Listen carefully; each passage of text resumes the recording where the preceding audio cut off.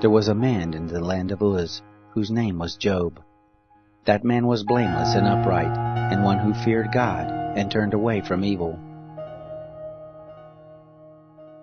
There were born to him 7 sons and 3 daughters.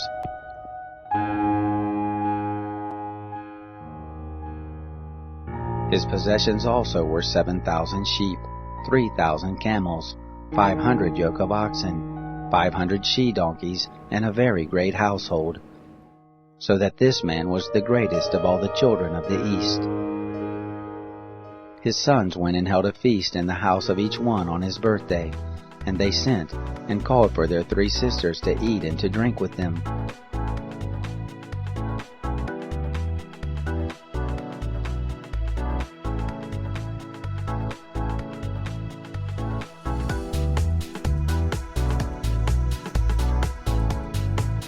It was so, when the days of their feasting had run their course, that Job sinned and sanctified them, and rose up early in the morning, and offered burnt offerings according to the number of them all. For Job said, "It may be that my sons have sinned, and renounced God in their hearts." Thus Job did continually.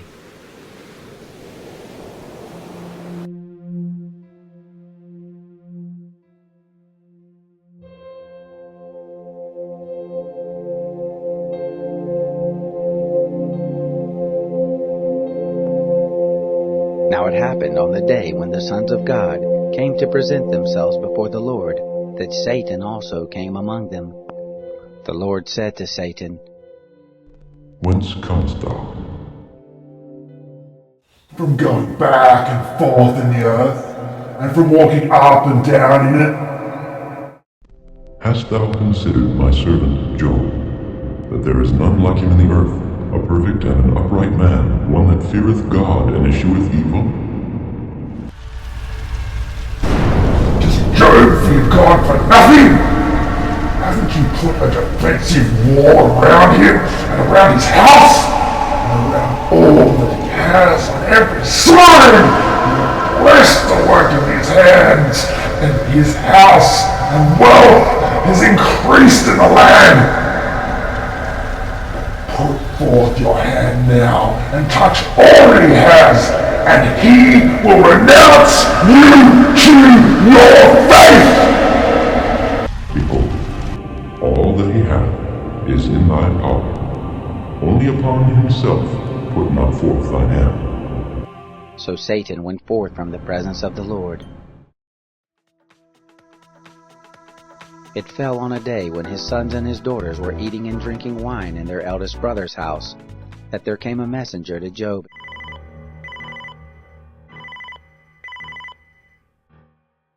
The cattle were working hard, and the donkeys were just grazing in the field next to us when these Sabaeans attacked. They stole all the animals and killed all the field hands.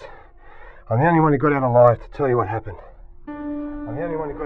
While he was still speaking, there also came another and said,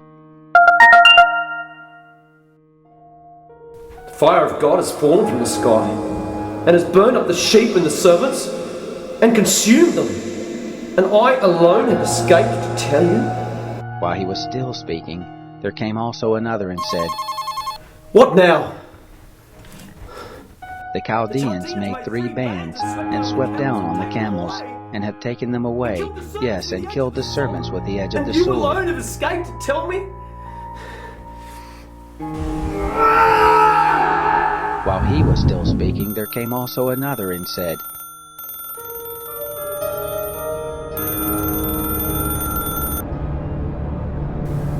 My sons and daughters eating, drinking wine. A great wind from the wilderness struck the 4 corners of the house, and it fell on the young men. They are dead. You alone have escaped.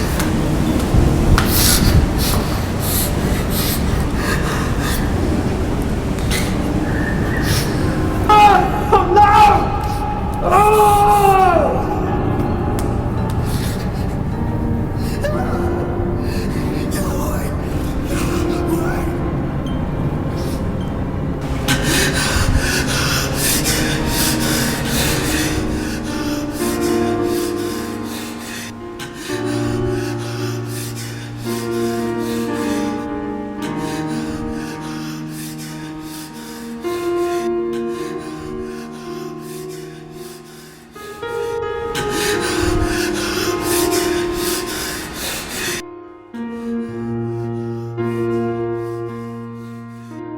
Yahweh! Yahweh!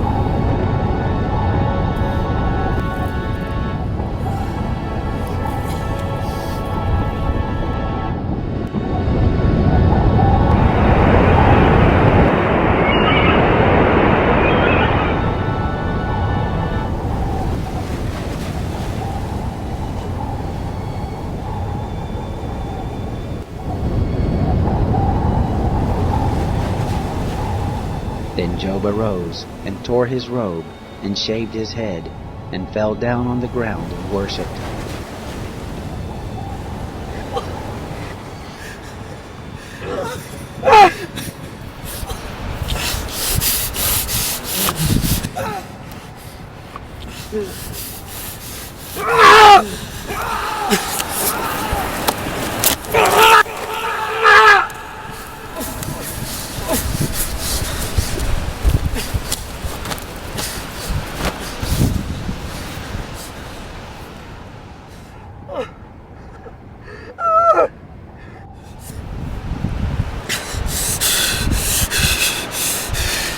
Naked I came from my mother's womb, and naked I shall return there.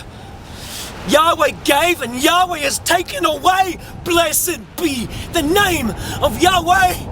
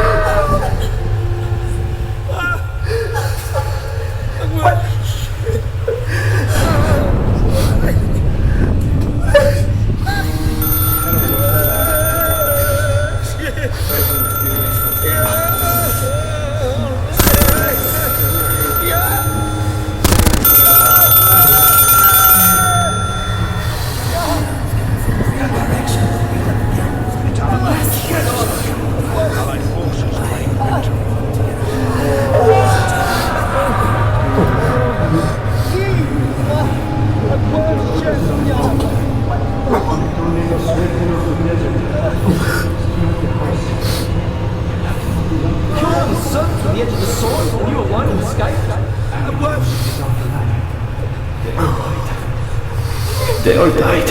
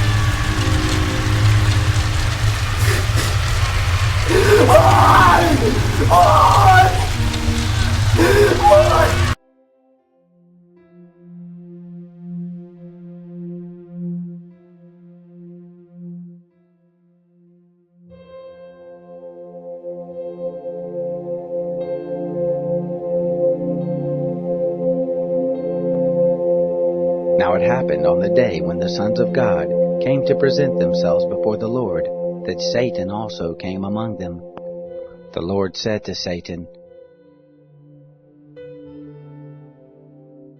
From whence comest thou? Satan answered the Lord and said, Going back and forth in the earth, and walking up and down in it.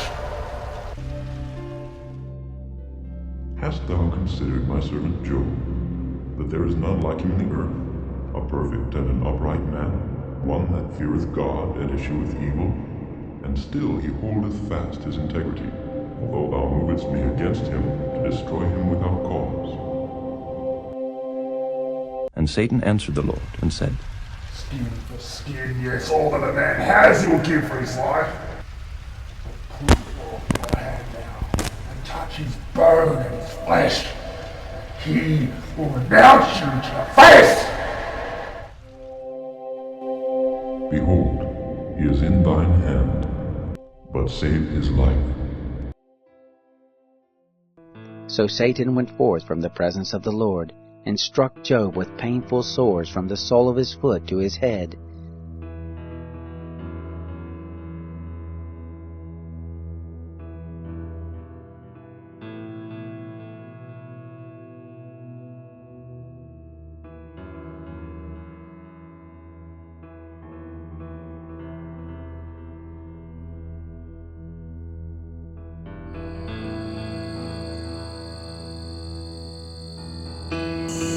Job took for himself a potsherd to scrape himself with.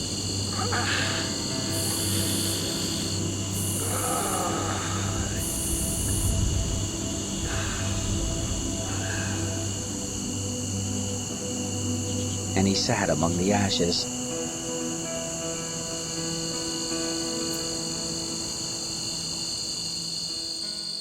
Then his wife said to him, Do you still maintain your integrity? Renounce God and die! You speak as one of the foolish women would speak. What?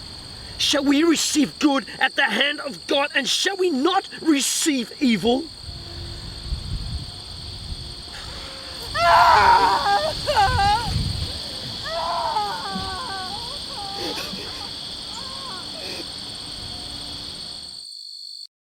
In all this Job didn't sin with his lips. Now when Job's 3 friends heard all this evil that had come on him, they each came from his own place, Eliphaz the Temanite, Bildad the Shuhite, and Zophar the Naamathite. And they made an appointment together to come to sympathize with him and to comfort him.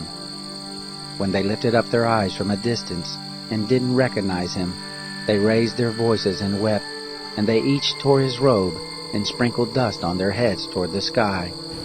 So they sat down with him on the ground 7 days and 7 nights, and none spoke a word to him, for they saw that his grief was very great.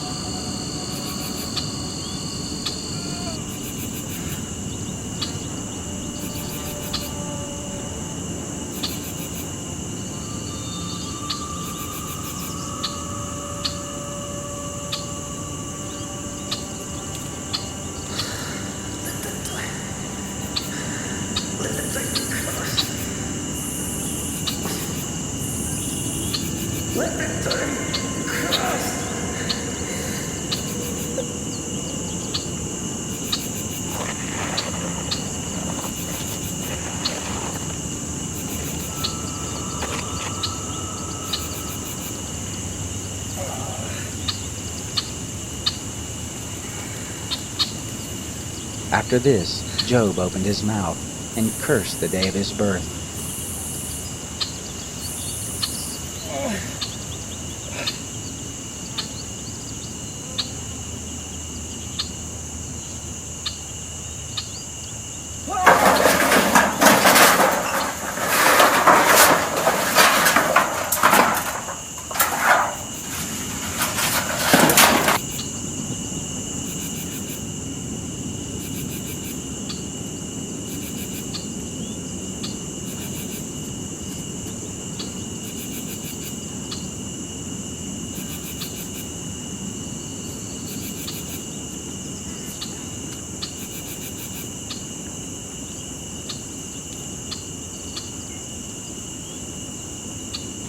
Let the day perish in which I was born, the night which said, there is a boy conceived. Let the day be darkness, a black hole in space. Don't let God from above seek for it, neither let the light shine on it. Let darkness and the shadow of death claim it for their own. Let a cloud dwell on it. Let all that makes the day black terrify it.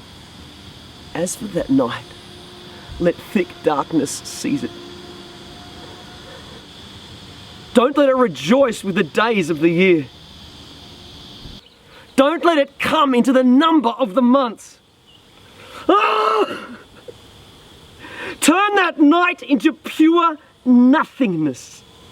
No sounds of pleasure from that night ever. Let them who are good at cursing to curse that day. Those who curse the day, those who are ready to stir up Leviathan.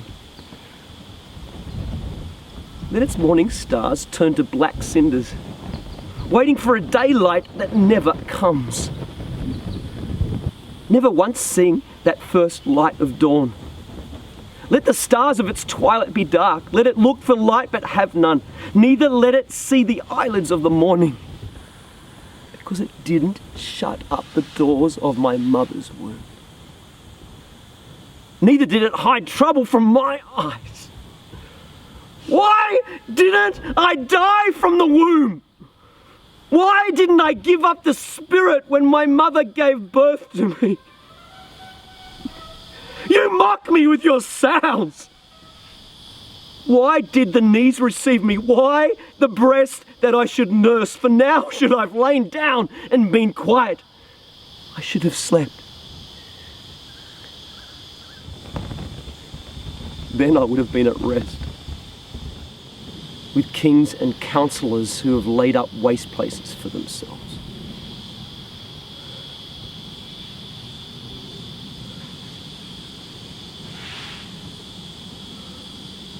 Or with princes who had gold, who filled their houses with silver.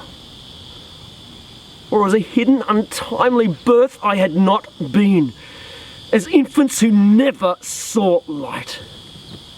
There, the wicked cease from troubling. There the weary are at rest. There the prisoners are at ease together. They don't hear the voice of the taskmaster. The small and the great are there. The servant is free from his master.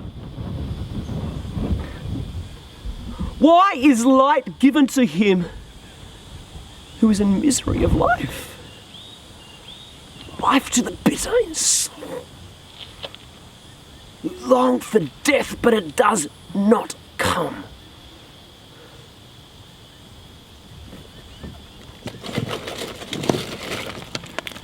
And dig for it more than hidden treasures, who rejoice exceedingly and are glad. when they can find the grave?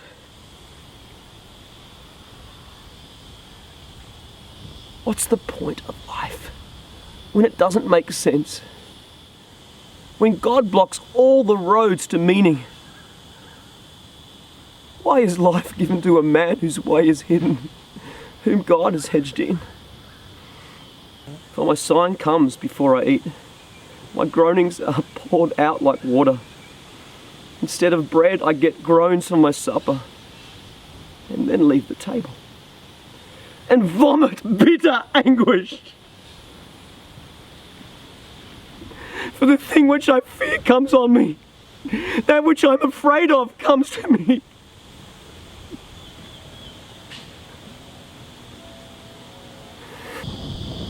I am not at ease. Neither am I quiet. Neither have I rest. But trouble comes. My rest is shattered.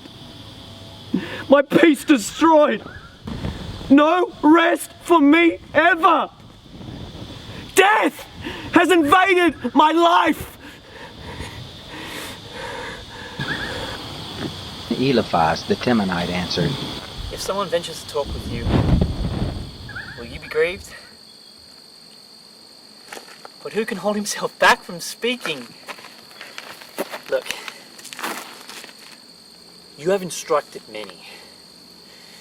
You have strengthened the weak with your hands. Your words have supported him who was falling. You've made firm the weak and the feeble need. But now it has come to you and you faint. It touches you and you're troubled.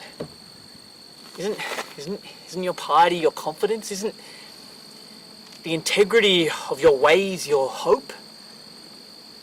Remember now, whoever perished being innocent, or where were the upright cut off? According to what I have seen, those who plough iniquity and sow trouble reap the same. But by the breath of God they will perish, and by the blast of his anger they are consumed.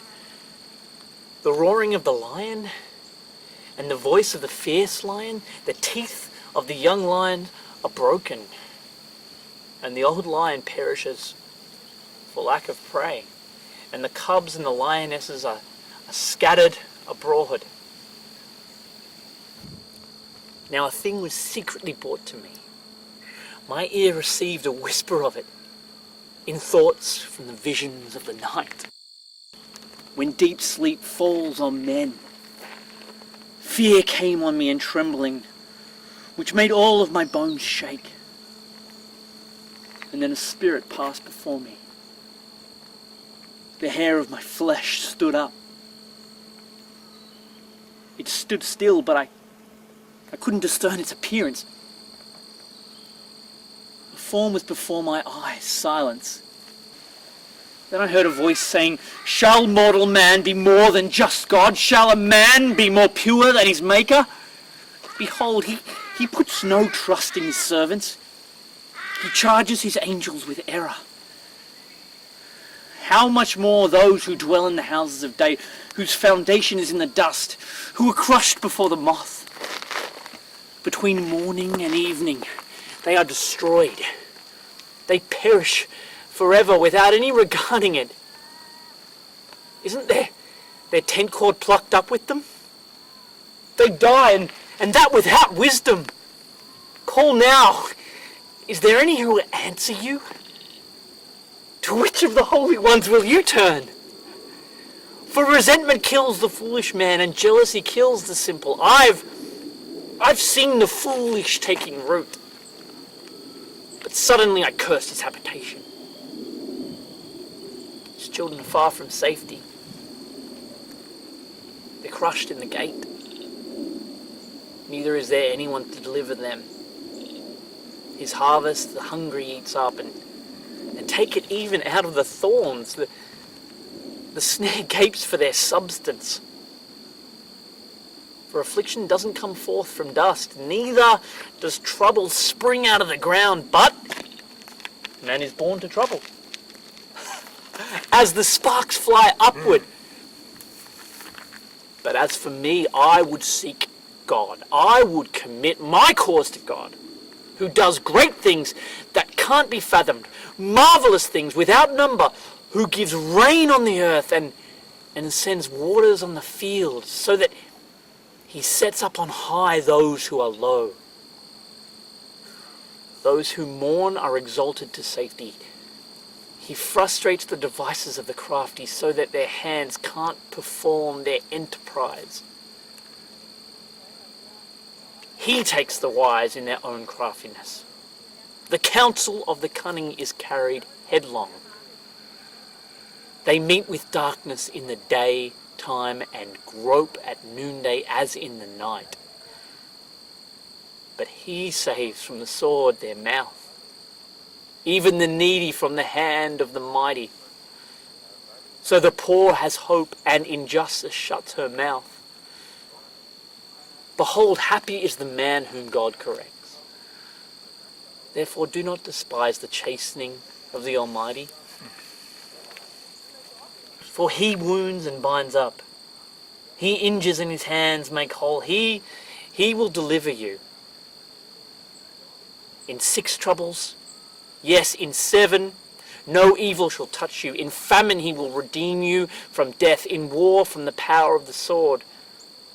You shall be hidden from the scourge of the tongue. Neither shall you be afraid of destruction when it comes. At destruction and famine you shall laugh.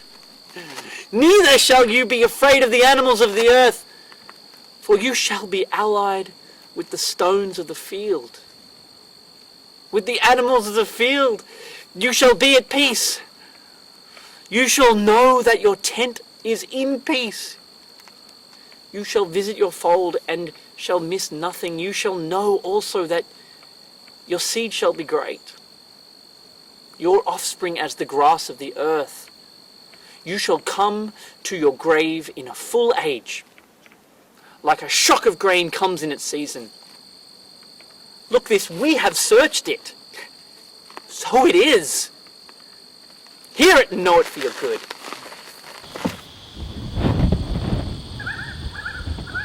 Oh, that my anguish were weighed, and all my calamity laid in the balances. For now it would be heavier than the sands of the seas. Therefore my words have been rash. For the arrows of the Almighty are within me. My spirit drinks up the poison. The terrors of God set themselves in array against me. Does the wild donkey bray when he has grass? Or does the ox low over his fodder? Can that which has no flavour be eaten without salt?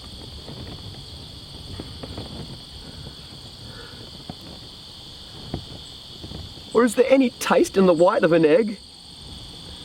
My soul refuses to touch them. They are loathsome to me. Oh, that I might have my request, that God would grant the thing that I long for. Even that would please God to crush me, that he would let loose his hand and cut me off. Be it still my consolation, yes, let me exult in pain that doesn't spare, that I have not denied the words of the Holy One.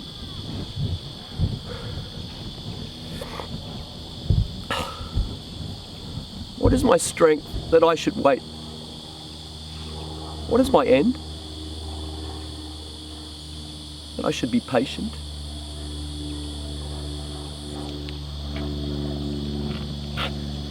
Is my strength the strength of stones? Or is my flesh of bronze? Isn't it that I have no help in me, that wisdom is driven quite far from me?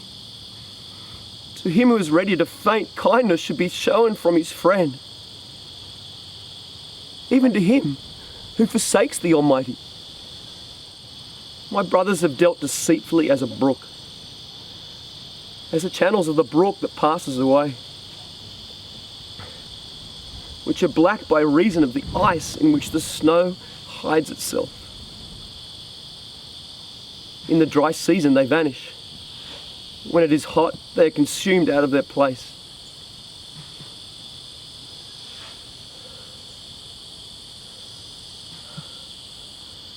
The caravans that travel beside them turn aside. They go up into the waste and perish.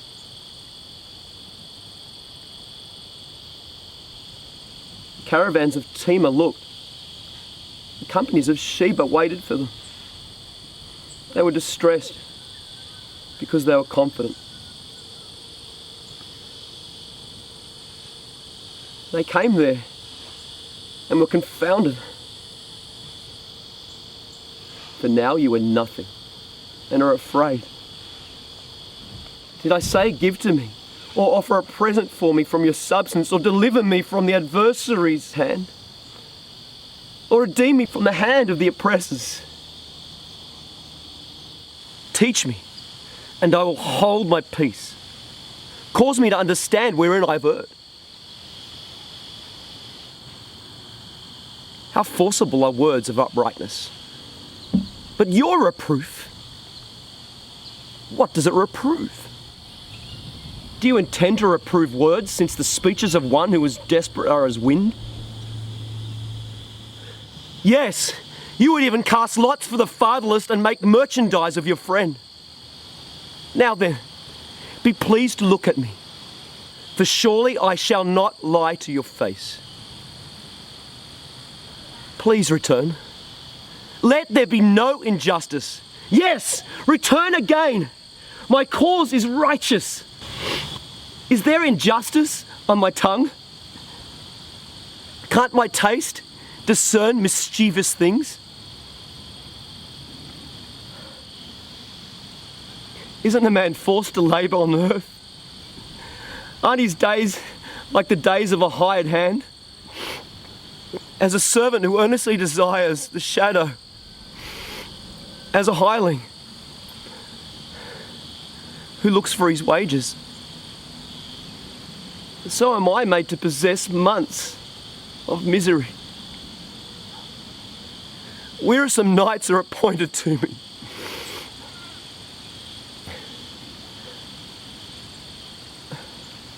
When I lie down, I say, when shall I arise?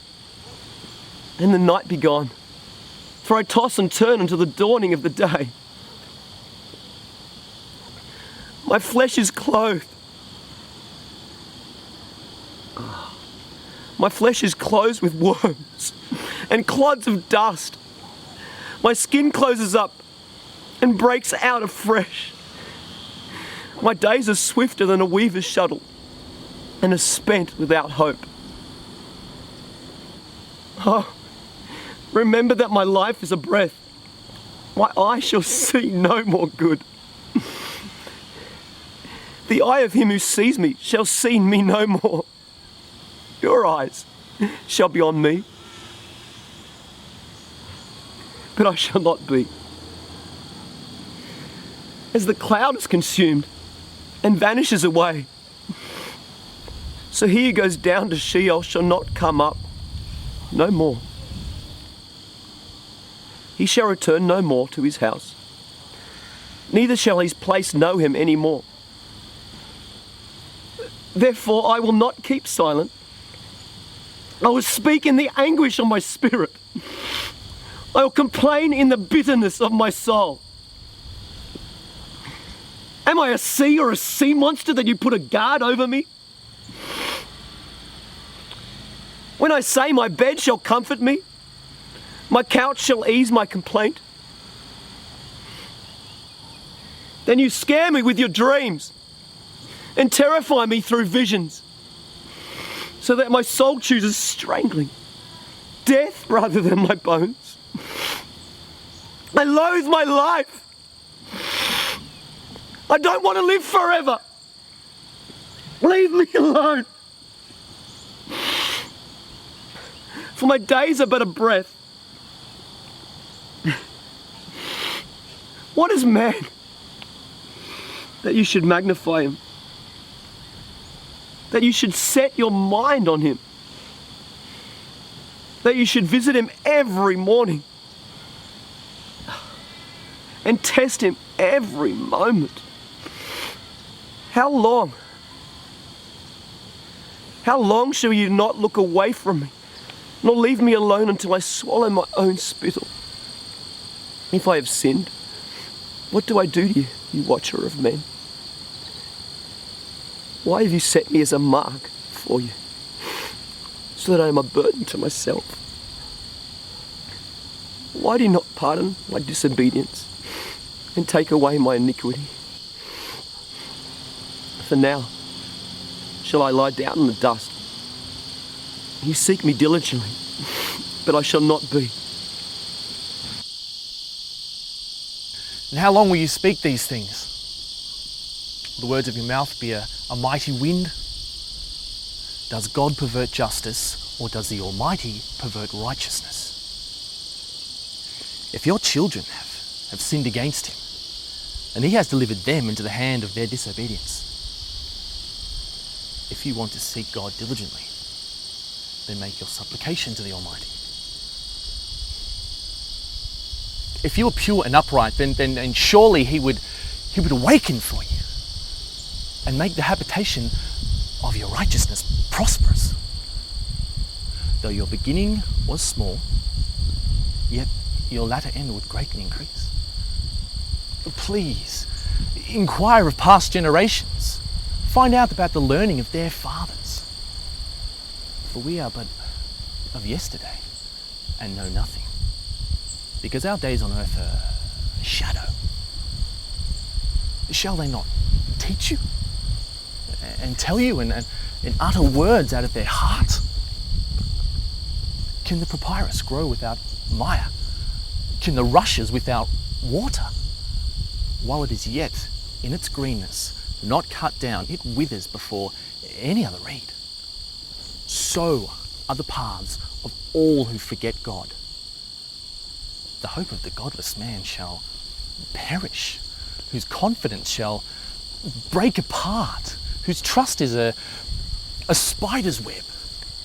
He shall lean on his house, but it shall not stand. He shall cling to it, but it shall not endure. He is green before the sun. His shoots go forth over his garden. His roots are wrapped around the rock piles. Now he sees the place of stone, and if it is destroyed from his place, then it shall deny him, saying, I have not seen you. Behold, this is the joy of the way out of the earth. Others shall spring. Behold, God will not cast away a blameless man, and neither will he uphold the evildoers. You can still fill your mouth with laughter, your lips with shouting. Those who hate you will be clothed with shame. The tent of the wicked shall be no more. Truly I know that it is so. But how can man be just with God? If he is pleased to contend with him, he can't answer him one time in 1,000. God, who is wise in heart and mighty in strength, who has hardened himself against him and prospered. He removes the mountains and they don't know it, when he overturns them in his anger. He shakes the earth out of its place. Its pillars tremble. He commands the sun, and it doesn't rise, and seals up all the stars. He alone stretches out the heavens and treads on the waves of the sea. He makes the Bear, Orion, the Pleiades, and the rooms of the south. He does great things, it's past finding out. Yes, marvelous things, without number. Behold, he goes by me and I don't see him. He passes on also, but I don't perceive him. Behold, he snatches away. Who can hinder him? Who will ask him, what are you doing? God will not withdraw his anger. The helpers of Rahab stoop under him. How much less shall I answer him and choose my words to argue with him? Though I was righteous, yet I wouldn't answer him. I would make supplication to my judge If I had called and he answered, yet I wouldn't believe that he had listened to my voice. For he breaks me with a storm and multiplies my wounds without cause. He would not allow me to catch my breath, but fills me with bitterness. If it is a matter of strength, behold, he is mighty. If of justice, who says he will summon me? Though I am righteous, my own mouth shall condemn me. Though I am blameless, it shall prove me false. I am blameless. I don't respect myself. I despise my life. It's all the same. Therefore I say, he destroys the blameless and the wicked. If the scourge kills suddenly, he will mock at the trial of the innocent. The earth is given into the hands of the wicked. He covers the faces of its judges. If not he, then who is it? Now my days are swifter than a runner. They flee away and they see no good. And they have passed away as the swift ships, as the eagle that swoops after its prey. If I say I will forget my complaint, I'll put off my sad face and cheer up. If I'm afraid of all my sorrows, I know that you will not hold me innocent. I shall be condemned. Why? Then, do I labour in vain? If I wash myself with snow and cleanse my hands with lye, yet you will plunge me in the ditch. My own clothes shall abhor me. For he is not a man as I am, that I shall answer him, that we should come together in judgment. There is no umpire between us that might lay his hand on us both. Let him take his rod away from me. Let his terror not make me afraid. Then I would speak and not fear him. For I am not so in myself. My soul is weary of my life. I will give free course to my complaint. I will speak in the bitterness of my soul. I will tell God, do not condemn me. Show me why you contend with me. Is it good to you that you should oppress? That you should despise the work of your hands?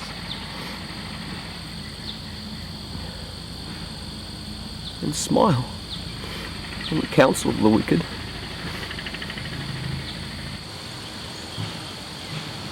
Do you have eyes of flesh? Do you see as man sees? Are your days as the days of the mortals, or your years as man's years? That you inquire after my iniquity and search after my sin? Although you know that I am not wicked, there is no one who can deliver out of your hand. Your hands have framed me and fashioned me together. Yet you destroy me.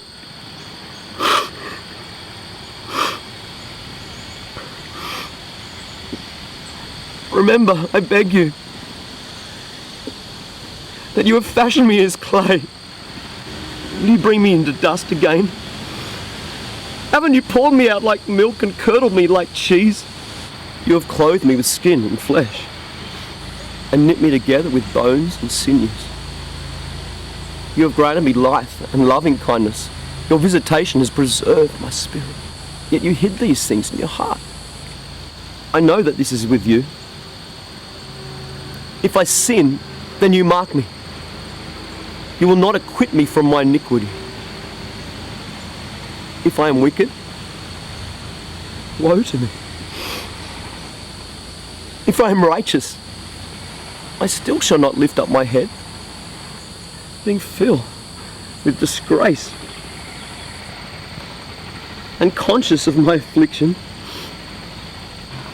If my head is held high, you hunt me like a lion. Again you show yourself powerful to me. You renew your witnesses against me and increase your indignation on me. Charges and warfare are with me. Why then have you brought me forth out of the womb? I wish I'd given up my spirit, and no eye had seen me. I should have been as though I had not been. I should have been carried from the womb to the grave. Aren't my days few? Cease then!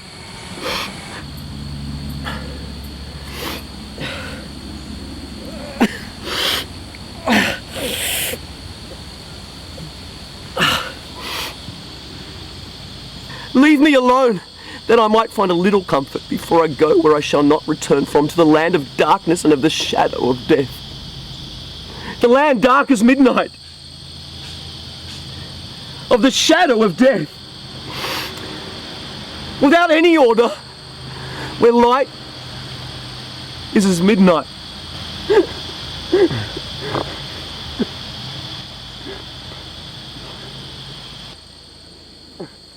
Shouldn't the multitude of words be answered?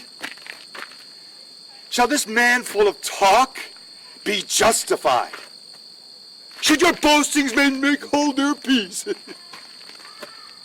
When you mock, shall no man make you ashamed. For you say, my doctrine is pure. I am clean in your eyes. Surely, I pray that God would speak, that he would open up his lips against you, that he would reveal to you the mysteries of wisdom. For wisdom has two sides to it. Know this, that God exacts of you less than what your iniquity deserves. Can you fathom the mysteries of God? Can you probe the limits of the Almighty? They are higher than the heavens. What can you do? They're deeper than Sheol. What can you know? Its measure is longer than the earth and broader than the sea. If he passes by, if he confines or convenes, who can oppose him? For he knows false men. He sees iniquity also, even though he doesn't consider it. An empty-headed man becomes wise when a man is born as a wild donkey's colt. Oh, Job, if you set your heart aright, if you lift up your hands toward him, if iniquity is in your hand, put it away. Don't let unrighteousness dwell in your tents. Then surely you shall lift up your face without spot. You shall be steadfast and not be afraid. You shall forget your misery. You shall remember it as waters that are passed by. Life shall be clearer than the noonday. Though there is darkness, it shall be as the morning. You shall be secure, because there's hope. Yes, you shall search and shall take your rest in safety. Also, you shall lie down, and none shall make you afraid. Yes, many shall court your favor.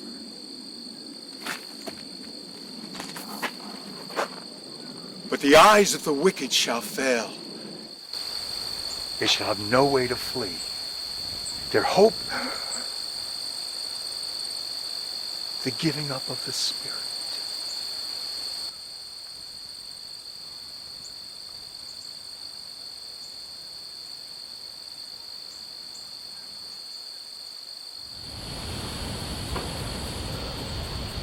No doubt, but you are the people, and wisdom shall die with you. But I have understanding as well as you. I'm not inferior to you. Yes, who doesn't know such things as these? I am like one who is a joke to his neighbour. I, who called on God and he answered. the just, the blameless man, is a joke. In the thought of him who is at ease, there is no contempt for misfortune. It is ready for them whose foot slips. The tent of robbers prosper. Those who provoke God are secure, who carry their God in their hands. But ask the animals now and they teach you, the birds of the sky, and they shall tell you.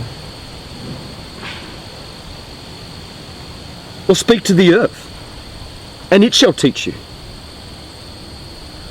The fish of the sea, they shall declare to you. Who doesn't know that in all these, the hand of Yahweh has done this? In whose hand is the life of every living thing and the breath of all mankind? Doesn't the ear try words, even as the palate tastes its food? With aged men is wisdom, in length of days understanding. With God is wisdom and might. He has counsel and understanding. Behold, he breaks down, and it can't be built up again. He imprisons a man, and there can be no release.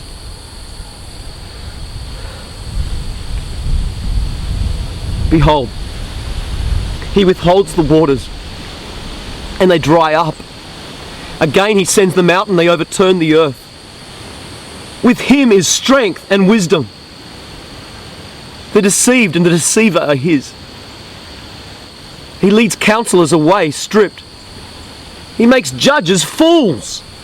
He loosens the bonds of kings. He binds their waist with a belt. He leads priests away stripped and overthrows the Almighty.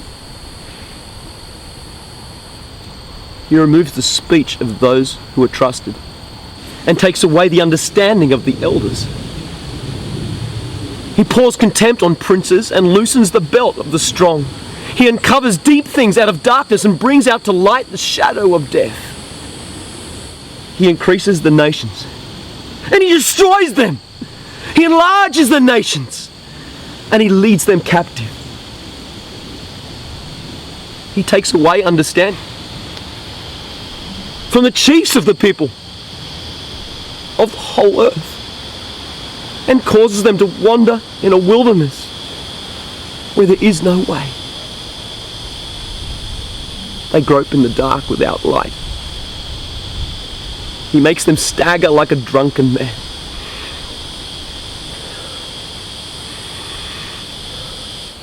Behold, my eye has seen all this, and my ear has heard and understood it. What you know, I know also. I am not inferior to you. Surely I would speak to the Almighty. I desire to reason with God. But you are forgers of lies. You are all physicians of no value. Oh, that you would be completely silent. Then you would be wise. Hear now my reasoning. Listen to the pleadings of my lips. Will you speak unrighteously for God and talk deceitfully for him? Will you show partiality to him? Will you contend for God? Is it good that he should search you out? Or as one deceives a man, will you deceive him? He will surely reprove you if you secretly show partiality.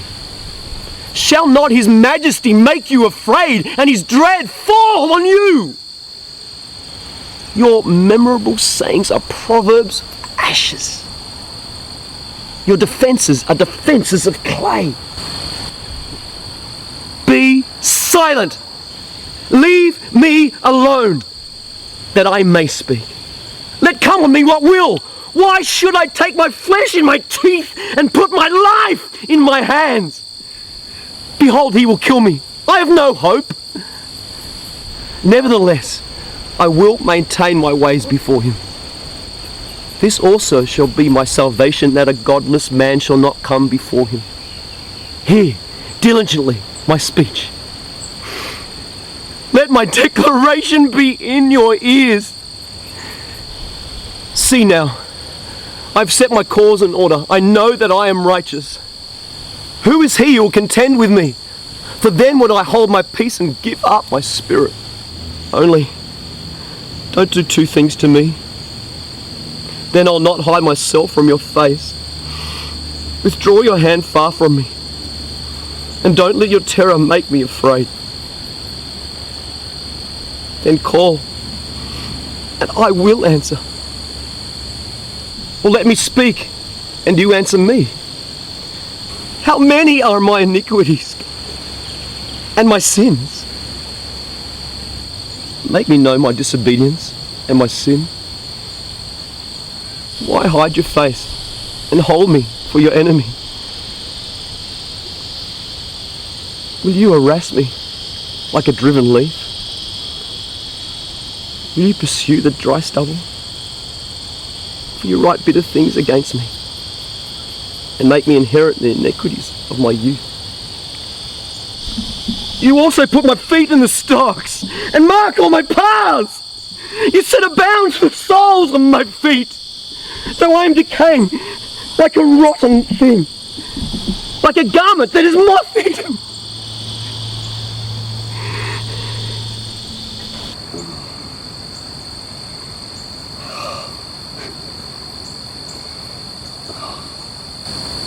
Man who is born of a woman is of few days and full of trouble. He comes forth like a flower and is cut down.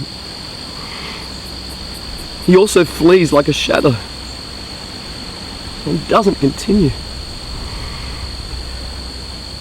Do you open your eyes on such a one and bring me into judgment with you?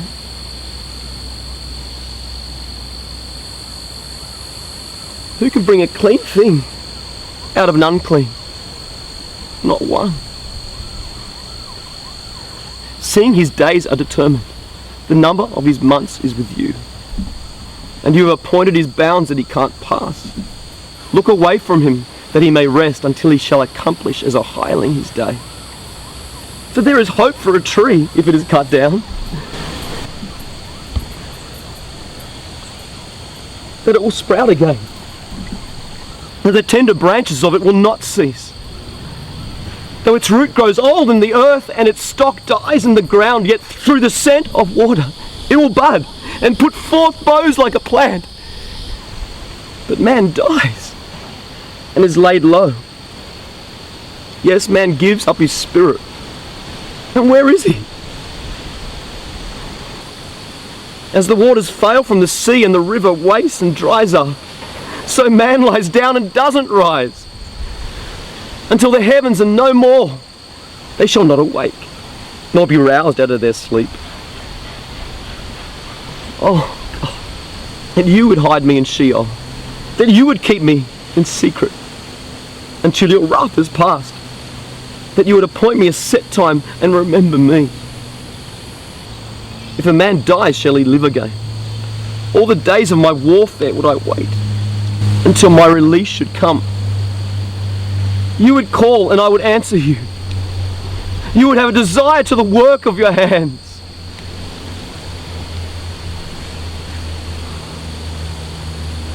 But now you number my steps. Don't you watch over my sin? My disobedience is sealed up in a bag. You fasten up my iniquity.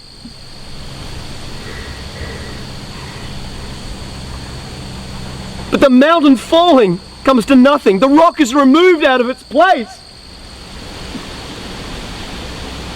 The waters wear the stones. The torrents of it wash away the dust of the earth. So you destroy the hope of man. You forever prevail against him and he departs. You change his face and you send him away. His sons come to honor and he doesn't know it. They are brought low, but he doesn't perceive it of them. But his flesh has pain, and his soul within him mourns. Should a wise man answer in vain with knowledge, and fill himself with the east wind? Should he reason with unprofitable talk, or with speeches with which he can do no good? Yes, you do away with fear and hinder devotion before God. For your iniquity teaches your mouth, and you choose language of the crafty. Your own mouth condemns you, and not I. Yes, your own lips testify against you. Are you the first man who was born, or were you brought forth from the hills? Have you heard the counsel of God? Do you limit wisdom to yourself? What do you know that we don't? With us are the grey-headed and the very aged men, much older than your father. Are the consolations of God too small for you? Even the word that is gentle toward you? Why does your heart carry you away? Why does your eye turn with your spirit against God and let such words go out of your mouth? What is man that he should be clean? What is he who is born of woman that he should be righteous? Behold, he puts no trust in his holy ones. Yes, the heavens are not clean in his sight. How much less is one who is abominable and corrupt? A man who drinks iniquity like water. I will show you, listen to me, that which I have seen I will declare, which wise men have told by their fathers and have not hidden it. To whom alone the land was given, and no stranger passed among them. The wicked man writhes from pain all his days, and even the numbers of years that are laid up for the oppressor. A sound of his terrors in his ears. In prosperity the destroyer comes on him. He doesn't believe that he shall return out of darkness. He is waited for by the sword. He wanders abroad for bread, saying, where is it? He knows that the day of darkness is as ready at his hand. Distressed and anguish make him afraid. They prevail against him as a king ready for the battle. Because he stretched out his hand against God and behaves himself proudly against the Almighty. He runs at him with a stiff neck, with the thick shields of his buckles, because he has covered his face with his fatness and gathered fat on his thighs. He has lived in desolate cities, in houses which no one inhabited, which were ready to become heaps. He shall not be rich, neither shall his substance continue, neither shall their possessions be extended on the earth. He shall not depart out of darkness. The flame shall dry up his branches. By the breath of God's mouth he shall go away. Let him not trust in emptiness, deceiving himself, for emptiness shall be his reward. It shall be accomplished before his time. His branch shall not be green. He shall shake off his unripe grape at the vine, and shall cast off this flower of the olive tree. For the company of the godless shall be barren, and fire shall consume the tents of bribery. They conceive mischief and bring forth iniquity. Their heart prepares deceit. I've heard many such things. You are all miserable comforters. Shall vain words have an end? Or what provokes you that you answer? I also could speak as you do. If your soul were in my soul's place, I could join together words against you and shake my head at you. But I would strengthen you with my mouth. The solace of my lips would relieve you. Though I speak, my grief is not subsided. Though I forbear, what am I eased? But now, God, you have surely worn me out. You have made desolate all my company. You have shriveled me up. There is a witness against me. My leanness rises up against me. It testifies to my face. He has torn me in his wrath and has persecuted me. He has gnashed on me with his teeth. My adversary sharpens his eyes on me. They have gaped on me with their mouth. They've struck me on the cheek reproachfully. They gather themselves together against me. God delivers me to the ungodly and casts me into the hands of the wicked. I was at ease, and he broke me apart. Yes, he has taken me by the neck and dashed me to pieces. He has also set me up for his target. His archers surround me. He splits my kidneys apart. He does not spare and pours out my gall on the ground. He breaks me with breach on breach. He runs on me like a giant. I sewed sackcloth on my skin and I've thrust my horn in the dust. My face is red with weeping. Deep darkness is on my eyelids, although there is no violence in my hands, and my prayer is pure. Earth, don't cover my blood. Let my cry have no place to rest. Even now, behold, my witness is in heaven. He who defends me is on high. My friends scoff at me. My eyes pour out tears to God, that he would be my advocate, defending me as a neighbour defends his neighbour. When a few years have come, I shall go the way of no return.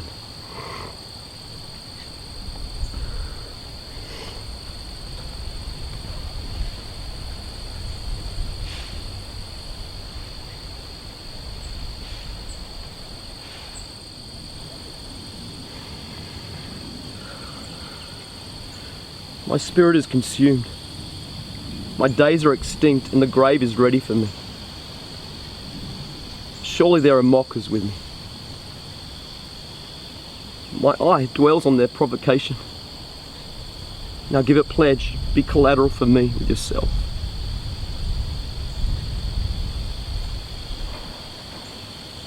Who is there who will strike hands with me?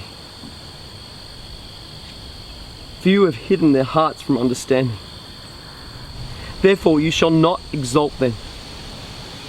He who denounces his friends for a prey, even the eyes of his children shall fail. But he has made me a byword of the people. They spit on my face. My eye also is dim by reason of sorrow.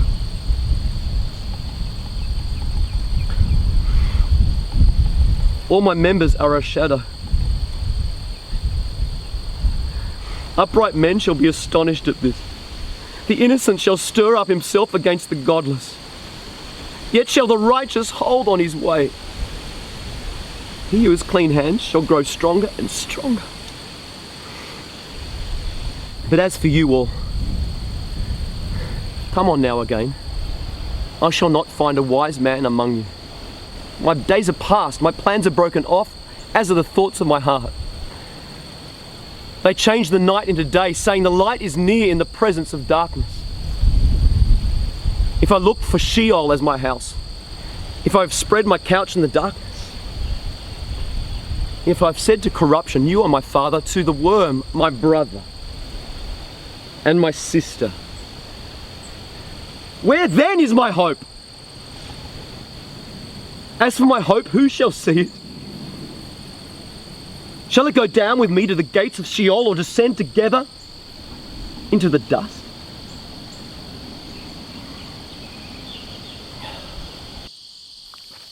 How long will you hunt for words? Consider, and afterwards we will speak. Why are we counted as animals which have become unclean in your sight? You, who tear yourself in your anger, shall the earth be forsaken for you? Or shall the rock be removed out of its place? Yes, the light of the wicked shall be put out. The spark of his fire shall not shine. The light shall be dark in his tent. The lamp above him shall be put out. The steps of his strength shall be shortened.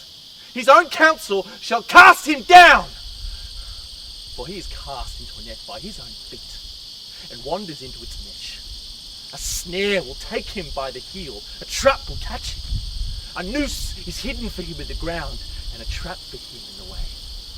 Terrors shall make him afraid on every side. They will chase him at his heels. His strength shall be famished. Calamity shall be ready at his side. Members of his body will be devoured. The firstborn of death shall devour his members. He shall be rooted out of his tent where he trusts. He shall be brought to the king of terrors. living in his tent will be kids that are not his, and sulphur shall be scattered on his land. His roots shall be dried up, above his branch shall be cut off. His memory shall perish from this earth. He shall have no name in the street. He shall be driven from light into darkness and chased out of the world. He shall have neither son nor grandson among his people, or any remaining where he lived. Those who come after him shall be astonished at his day as those who before him were frightened. Surely such are the dwellings of the unrighteous. This is the place of him who doesn't know God.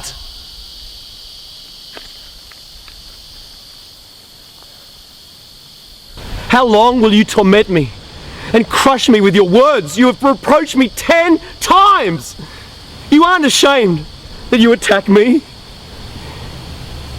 If it is true that I have erred, my error remains within myself. If indeed you will magnify yourselves against me and plead against me my reproach, know that God has subverted me and has surrounded me with his net. Behold, I cry out of wrong, but I'm not heard. I cry for help, but there is no justice. He has walled up my way so that I can't pass. He has set darkness in my paths. He has stripped me of my glory and taken the crown from my head. He has broken down on every side, and I am gone. My hope he has plucked up like a tree. He has also kindled his wrath against me. He counts me among his adversaries. His troops come together. They build up a siege ramp against me and encamp around my tent. He has put brothers far from me. My acquaintances are wholly estranged from me.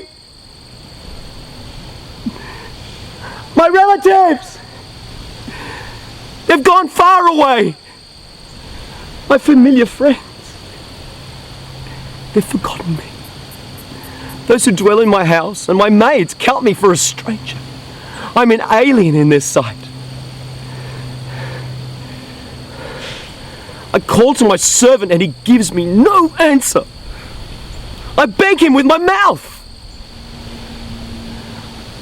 My very breath is offensive to my wife. I am loathsome to the children of my own mother.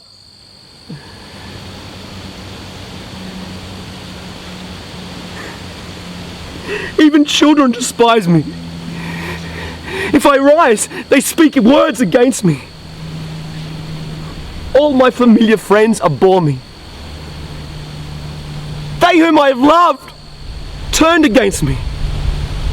My bones stick to my skin and to my flesh. I have escaped by the skin of my teeth. Have pity on me. Have pity on me, you my friends. For the hand of God has touched me. Why do you persecute me as God?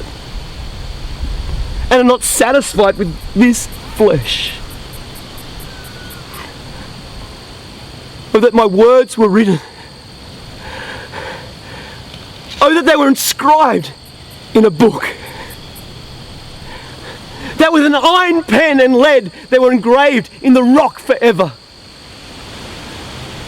But as for me, I know that my Redeemer will rescue me. In the end, he will stand me upon the earth. After my skin is destroyed and I am dead, then in my flesh I shall see God, whom I, even I, shall see on my side. My eyes shall see, not as a stranger, but as a friend. My heart is consumed within me. If you say, how will we persecute him? Because the root of the matter is found in me. Be afraid of the sword, for the wrath brings the punishments of the sword, that you may know there is a judgment. My thoughts give an answer to the reason for the passion that's in me. I have heard this reproof, which puts me to shame. The spirit of my understanding answers me. Don't you know that from the days of old, since man was first placed on the earth, that the triumphing of the wicked is short, the joy of the godless is brief. Though his height mounts to the heavens and his head to the clouds, yet he shall perish forever, just like his own dung. Those who have seen him shall say, where is he? He shall fly away like a dream and shall not be found. He shall be chased away like a vision in the night.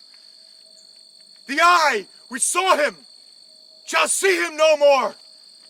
Neither shall his place see him any more. His children shall seek the favor of the poor. His hands shall give back his wealth.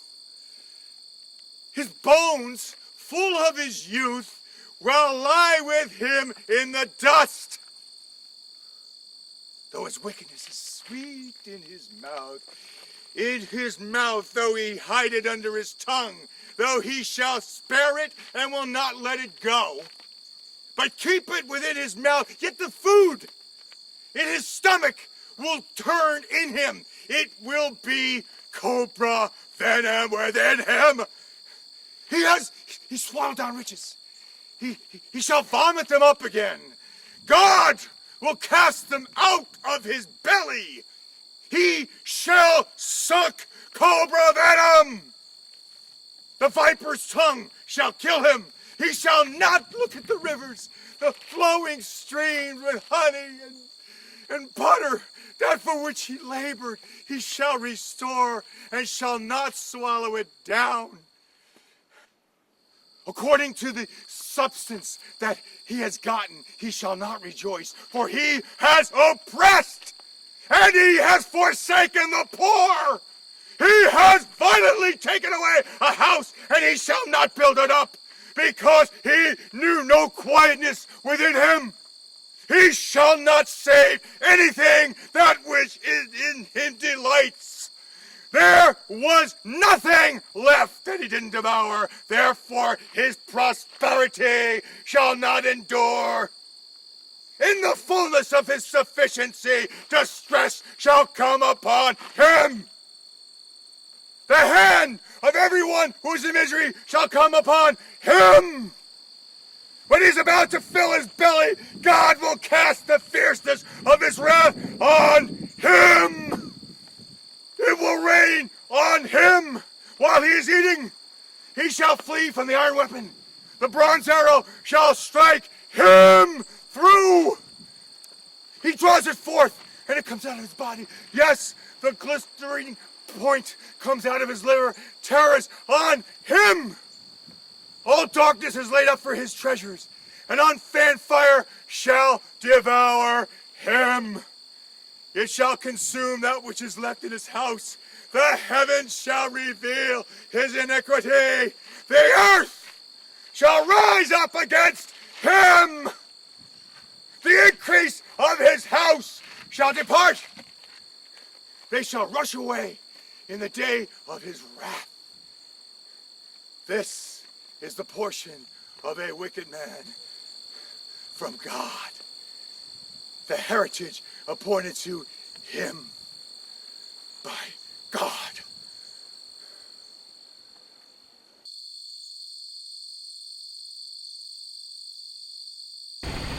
Listen diligently to my speech.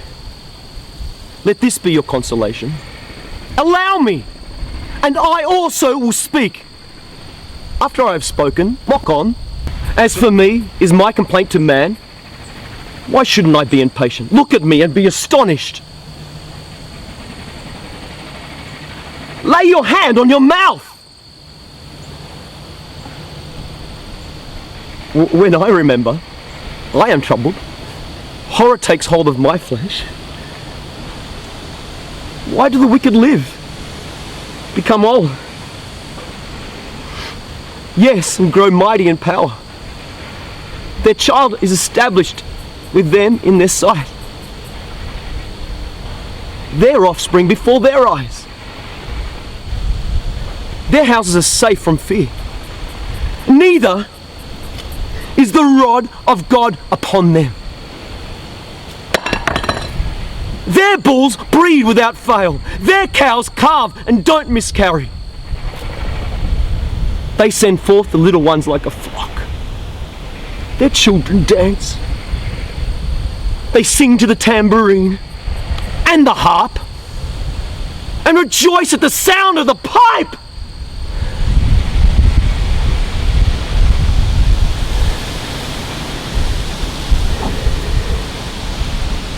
They spend their days in prosperity.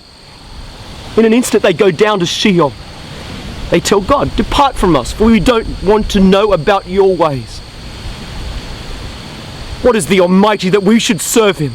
What profit should we have if we pray to him? Behold, their prosperity is not in their hand. The counsel of the wicked is far from them. How often is it that the lamp of the wicked is put out, and their calamity comes on them? That God distributes sorrows in his anger.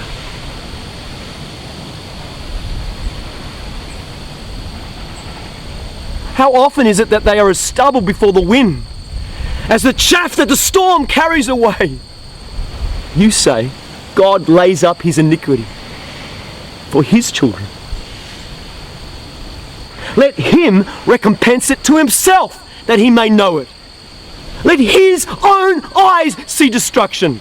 Let him drink of the wrath of the Almighty.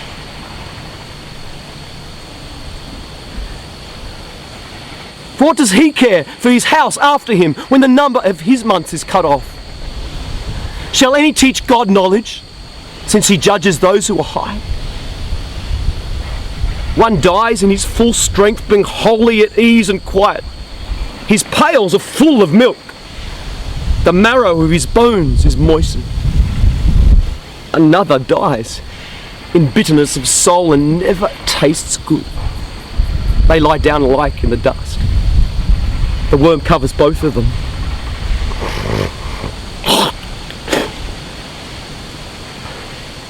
Behold, I know your thoughts, the devices with which you would wrong me. For you say, where is the house of the prince? Where is the tent in which the wicked live? Haven't you asked wayfaring men? Don't you know their evidences? That the evil man is reserved to the day of calamity, that they are led forth to the day of wrath. Who shall declare his way to his face? Who shall repay him what he has done? Yet he will be borne to the grave. Men shall keep watch over the tomb. The clods of the valley shall be sweet to him. All men shall draw after him, as there were innumerable before him. So how can you comfort me with nonsense? Because in your answers there remains only falsehood.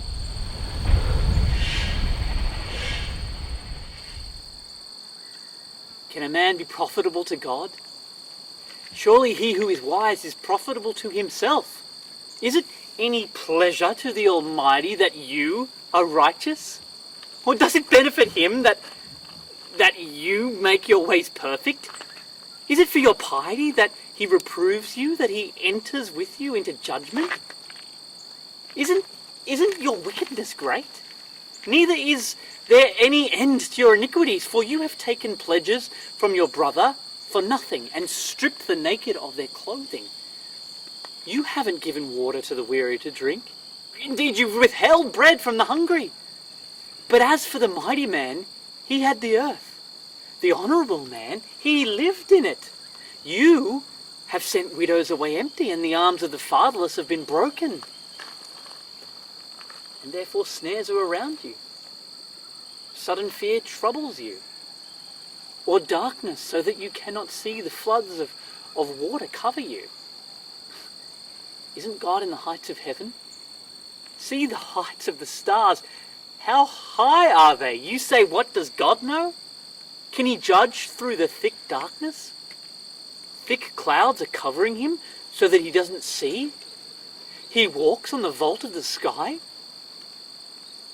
Will you keep the old way which wicked men have trodden, who were snatched away before their time, whose foundation was poured out as a stream, who said to God, depart from us, and what can the Almighty do for us? Yet he filled their houses with good things. But the counsel of wicked is far from me. The righteous see it and are glad. The innocent ridicule them, saying, surely those who rose up against us are cut off. The fire has consumed them. Acquaint yourself with him now and be at peace. Thereby good shall come to you. Please receive instruction from his mouth and lay up his words in your heart. If you return to the Almighty, you shall be built up. If you put away unrighteousness far from your tents, lay your treasures in the dust, the gold of Ophir among the stones of the brooks. The Almighty will be your treasure and precious silver to you. For then you will delight yourself in the Almighty and shall lift up your face to God. You shall make your prayer to him and he will hear you. You shall pay your vows and shall decree a thing and it shall be established to you. Light shall shine on your ways. When they cast down, you shall say, be lifted up. He will save the humble person. He will deliver him who is not innocent. Yes, he shall be delivered through the cleanness of your hands. Even today my complaint is rebellious. His hand is heavy in spite of my groaning. Oh, that I knew where I might find him, that I might come even to his seat. I would set my cause in order before him and fill my mouth with arguments. I would know the words which he would answer me and understand what he would tell me.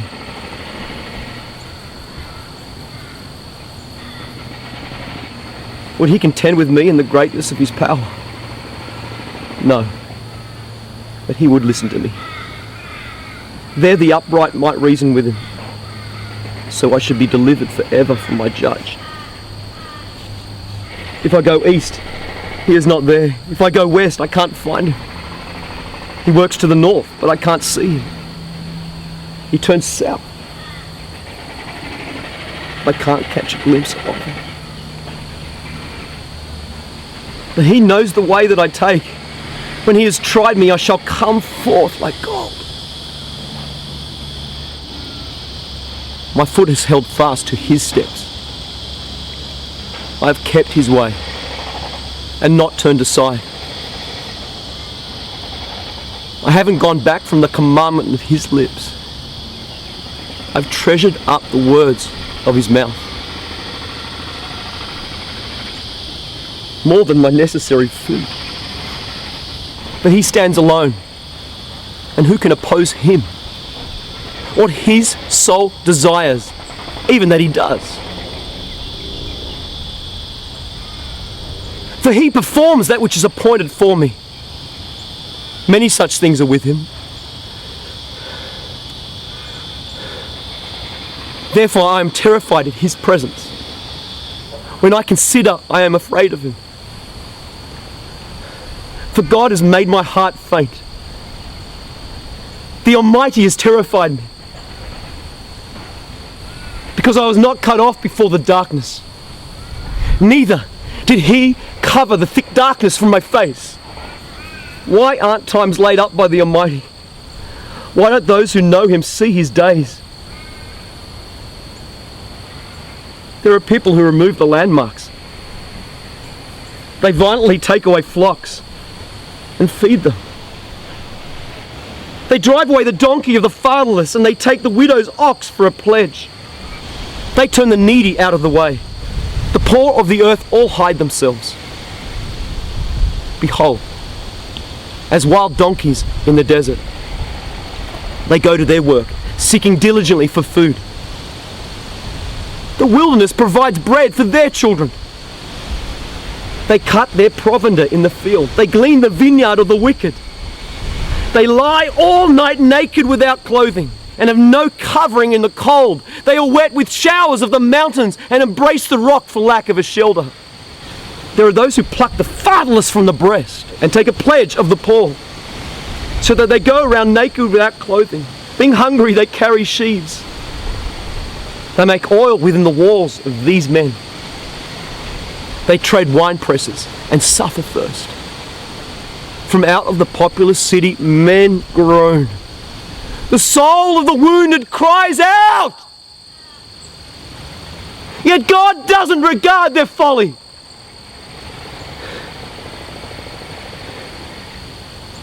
These are of those who rebel against the light. They don't know its ways, nor stay in its paths. The murderer arises with the light. He kills the poor and the needy. In the night he is like a thief.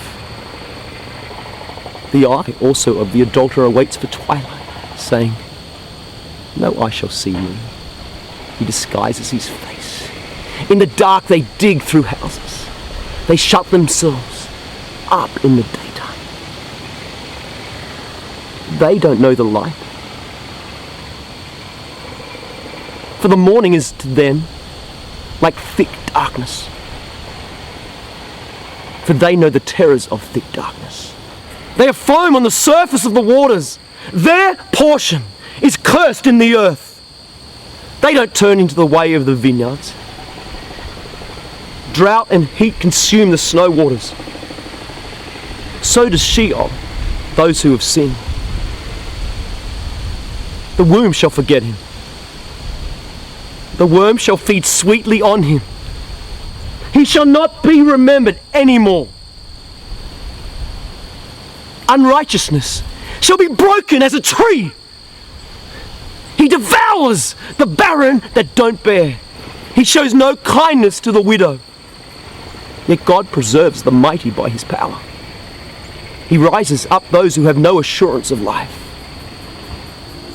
God gives them security, and they rest in it. They are exalted, yet a little while, and they are gone. Yes, they are brought low, and they are taken out of the way as all others, and are cut off as the tops of the ears of grain. If it isn't so now, who will prove me a liar and make my speech worth nothing?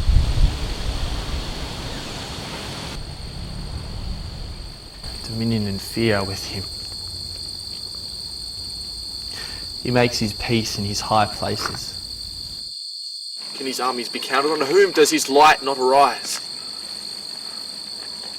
How then can man be just with God? Or how can he who is born of a woman be clean? Behold, even the moon has no brightness, and the stars are not pure in his sight.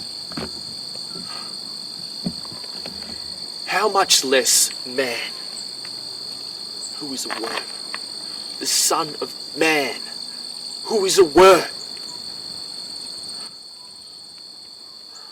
How have you helped him who is without power?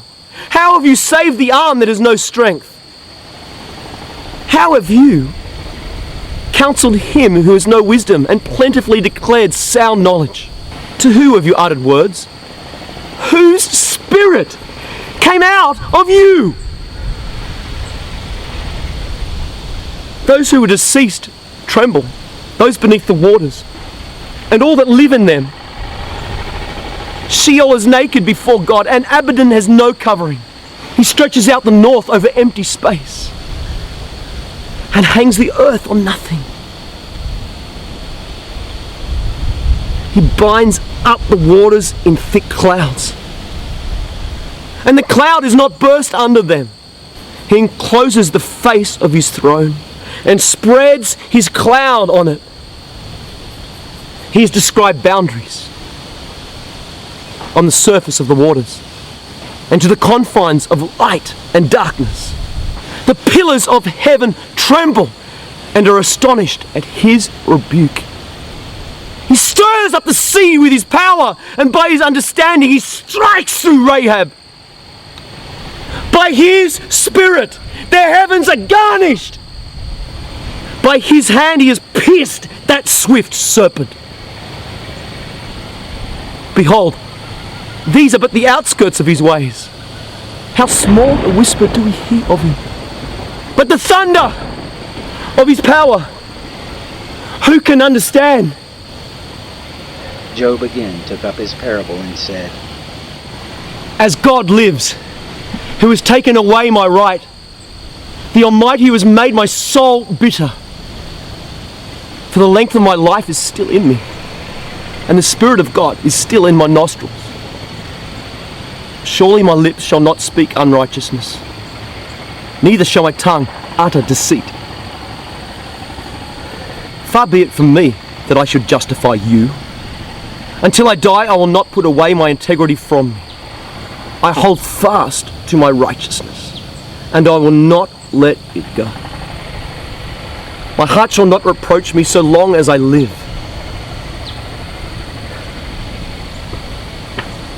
Let my enemy be as the wicked. Let him who rises up against me as the unrighteous. What is the hope of the godless when he is cut off, when God takes away his life? Will God hear his cry when trouble comes on him? Will he delight himself in the Almighty and call on God at all times? I will teach you about the hand of God. That which is with the Almighty will I not conceal. Behold, all of you have seen it yourselves. Why then have you become altogether vain? This is the portion of a wicked man with God, the heritage of oppressors, which they receive from the Almighty. If his children are multiplied, it is for the sword. His offspring shall not be satisfied with bread. Those who remain of him shall be buried in death. His widows shall make no lamentation. Though he heap silver as the dust and prepare clothing as clay, he may prepare it, but the just shall put it on, and the innocent shall divide the silver. He builds his house as the moth, as a booth which the watchman makes. He lies down rich, but he shall not do so again. He opens his eyes, and he is not. Terrors overtake him like waters as a storm steals him away in the night. The east wind carries him, and he departs. It sweeps him out of his place, for it hurls at him and does not spare as he flees away from his hand. Men shall clap their hands at him and shall hiss him out of his place. Surely there is a mine for silver, and a place for gold which they refine. Iron is taken out of the earth, and copper is smelted out of the ore. Man sets an end to darkness, and searches out to the furthest bound the stones of obscurity and thick darkness. He breaks open the shaft, away from where people live. They are forgotten by the foot. They hang far from men. They swing back and forth. As for the earth, out of it comes bread. Underneath, it is turned up, as it were, by fire. Sapphires come from its rocks. It has dust of gold. That path no bird of prey knows, nor has the falcon's eye seen it. The proud animals haven't trodden in it, nor has the fierce lion passed by them. He puts forth his hand on the flinty rock, and he overturns the mountains by the roots. He cuts channels among the rocks. His eye sees every precious thing. He binds the streams that don't trickle. The thing that is hidden, he brings forth to light. But where shall wisdom be found? Where is the place of understanding? Man doesn't know its price, nor is it found in the land of the living. The deep says, it isn't in me. The sea says, it isn't with me. It can't be gotten for gold. Neither shall silver be weighed for its price. It can't be valued with the gold of Ophir, with the precious onyx or the sapphire. Gold and glass can't equal it. Neither shall it be exchanged for jewels of fine gold. No mention shall be made of coral or of crystal. Yes, the price of wisdom is above rubies. The topaz of Ethiopia shall not equal it. Neither shall it be valued with pure gold. Where then does wisdom come from? Where is the place of understanding? Seeing it is hidden from the eyes of all the living, and kept close from the birds of the sky. Destruction and death say, we have heard a rumor of it with our ears. God understands its way, and He knows its place. For He looks to the ends of the earth and sees under the whole sky. He establishes the force of the wind. Yes, He measures out the waters by measure. When He made a decree for the rain and a way for the lightning of the thunder, then He saw it and declared it. He established it, yes, and searched it out. To man He said, behold, the fear of the Lord, that is wisdom. To depart from evil is understanding.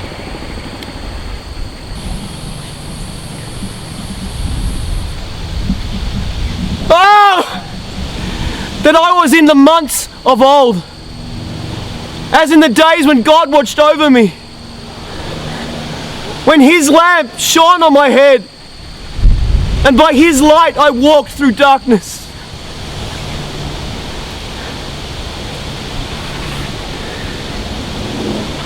As I was in the ripeness of my days, when the friendship of God was in my tent, when the Almighty was yet with me, and my children were around me, when my steps were washed with butter, and the rock poured out streams of oil for me, when I went forth to the city gate, when I prepared my seat on the street. The young men saw me and hid themselves. The aged rose up and stood. The princes refrained from talking and laid their hand on their mouth. The voice of the nobles was hushed, and their tongue stuck to the roof of their mouth. For when the ear heard me, then it blessed me. And when the eye saw me, it commended me.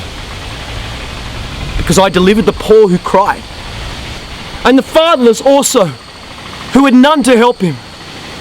The blessing of him who was ready to perish came on me, and I caused the widow's heart to sing for joy.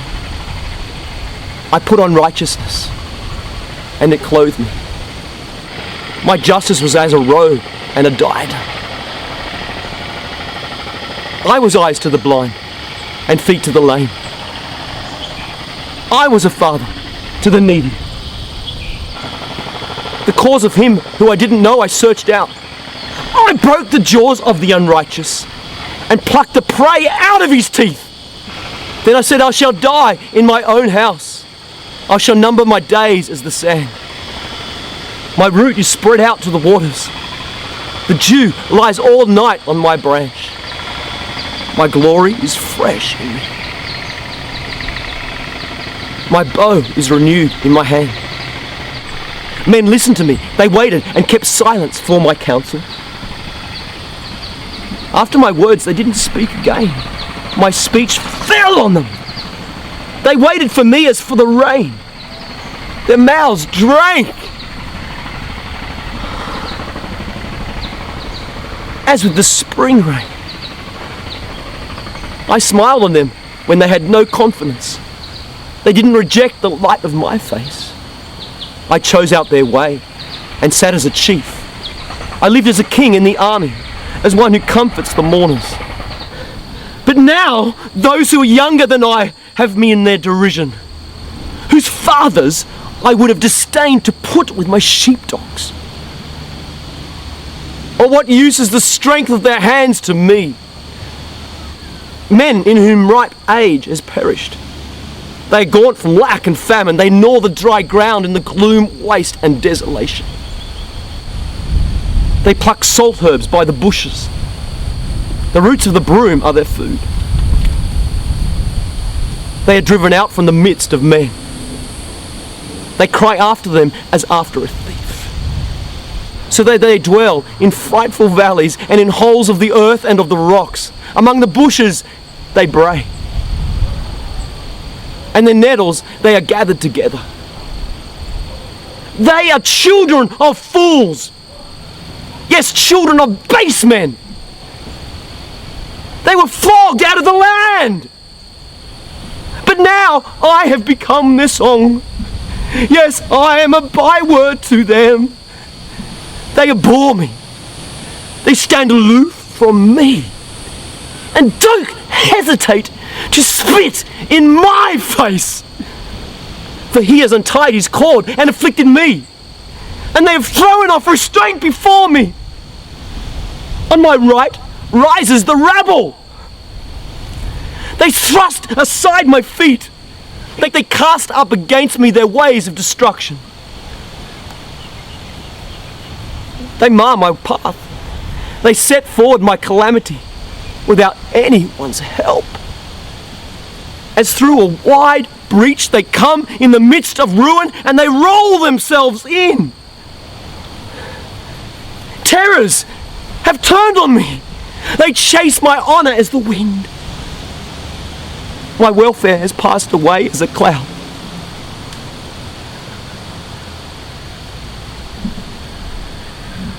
Now my soul is poured out within me. Days of affliction have taken hold on me. In the night season, my bones are pierced in me, and the pains that gnaw me take no rest. By great force is my garment disfigured. It binds me about as the collar of my coat. He has cast me into the mire. I have become like dust and ashes. I cry to you, and you do not answer me. I stand up, and you gaze at me. You have turned to be cruel to me. With the might of your hand, you persecute me. You lift me up to the wind and drive me with it. You dissolve me in the storm. For I know that you will bring me to death, to the house that is appointed for all living. However, doesn't one stretch out a hand in his fall, or in his calamity therefore cry for help? Didn't I weep for him who was in trouble? Wasn't my soul grieved for the needy? When I looked for good, then evil came. When I waited for light, there came darkness. My heart is troubled and doesn't rest. Days of affliction have come on me. I go mourning without the sun.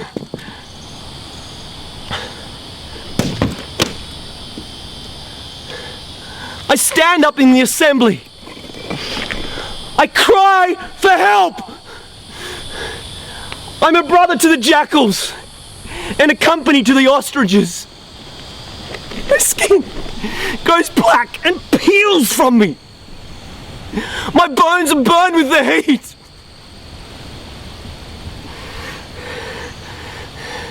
Therefore my harp has turned to mourning, and my pipe into the voice of those who weep.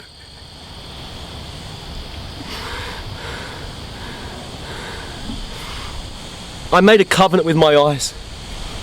How then should I look lustfully at a young woman? What is the portion from God above and the heritage from the Almighty on high? Is it not calamity to the unrighteous and disaster to the workers of iniquity? Doesn't He see my ways and number all my steps? If I've walked with falsehood and my foot has hurried to deceit,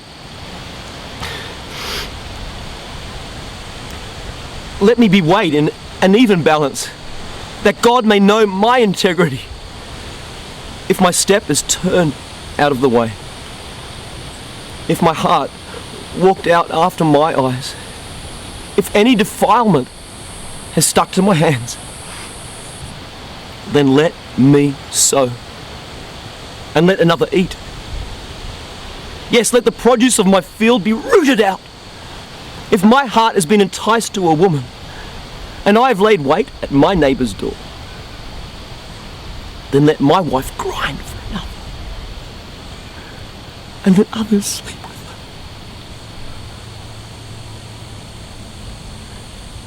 For that would be a heinous crime. Yes, it would be an iniquity to be punished by the judges. For it is a fire that consumes to destruction, and would root out all my increase. If I've despised the cause of my male servant or my female servant when they contended with me, what then should I do when God rises up? When He visits, what shall I answer Him? Didn't He who made me in the womb make him? Didn't one fashion us in the womb? If I have withheld the poor from their desire, or have caused the eyes of the widows to fail, or have eaten my morsel alone, and the fatherless has not eaten of it. No, from my youth He grew up with me, as with a father. Her I have guided from my mother's womb. If I've seen any perish for want of clothing, or that the needy had no covering, if His heart hasn't blessed me, if He hasn't been warmed with my sheep's fleece, if I've lifted up my hand against the fatherless, because I saw my help in the gate, then let my shoulder fall from my shoulder blade, and my arm be broken from my bone.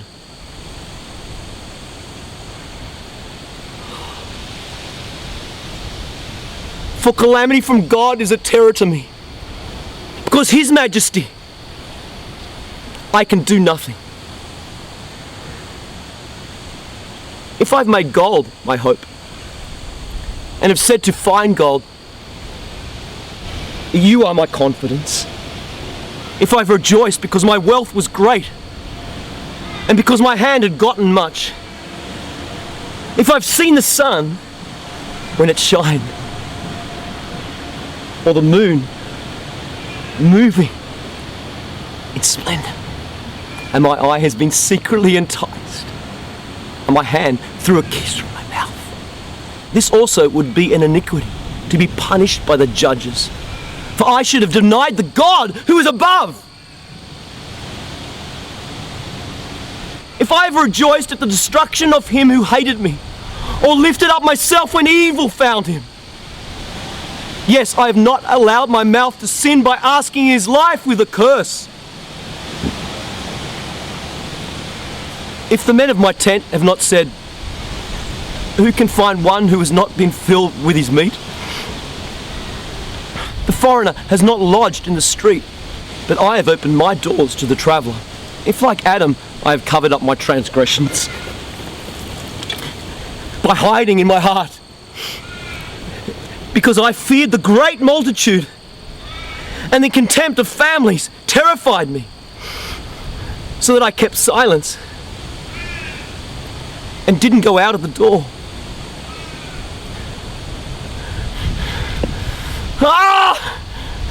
That I had one to hear me. Behold, here is my signature. Let the Almighty answer me. Let the accuser write my indictment. Surely I would carry it on my shoulder, and I would bind it to me as a crown. I would declare to him the number of my steps. As a prince I would go near to him. If my land cries out against me, and its furrows weep together. If I've eaten its fruits without money, or have caused its owners to lose their life. Let briars grow instead of wheat, and stinkweed instead of barley.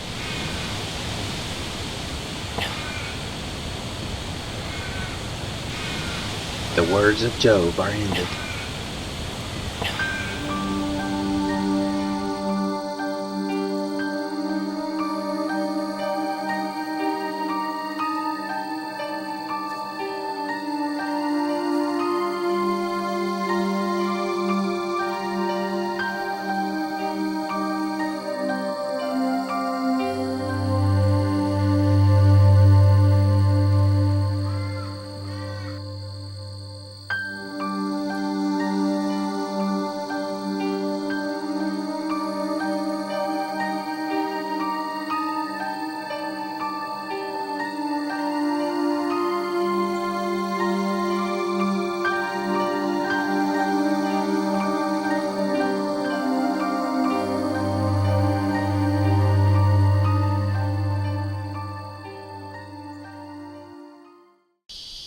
So these 3 men ceased to answer Job, because he was righteous in his own eyes.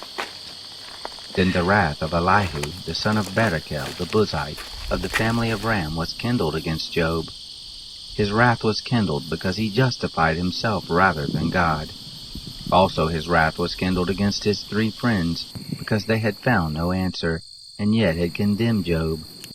Now Elihu had waited to speak to Job, because they were elder than he.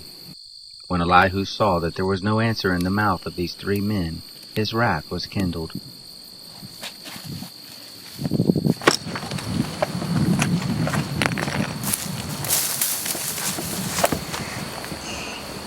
I am young, and you are very old, and I was afraid to speak, and I held back.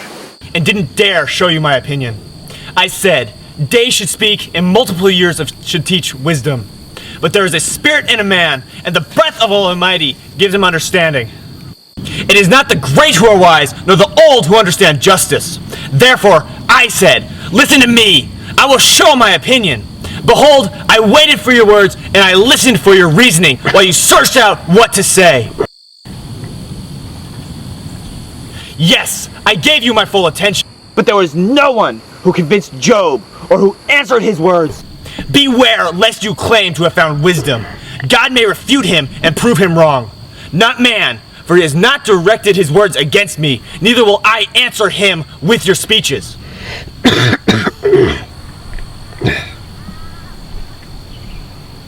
They were amazed.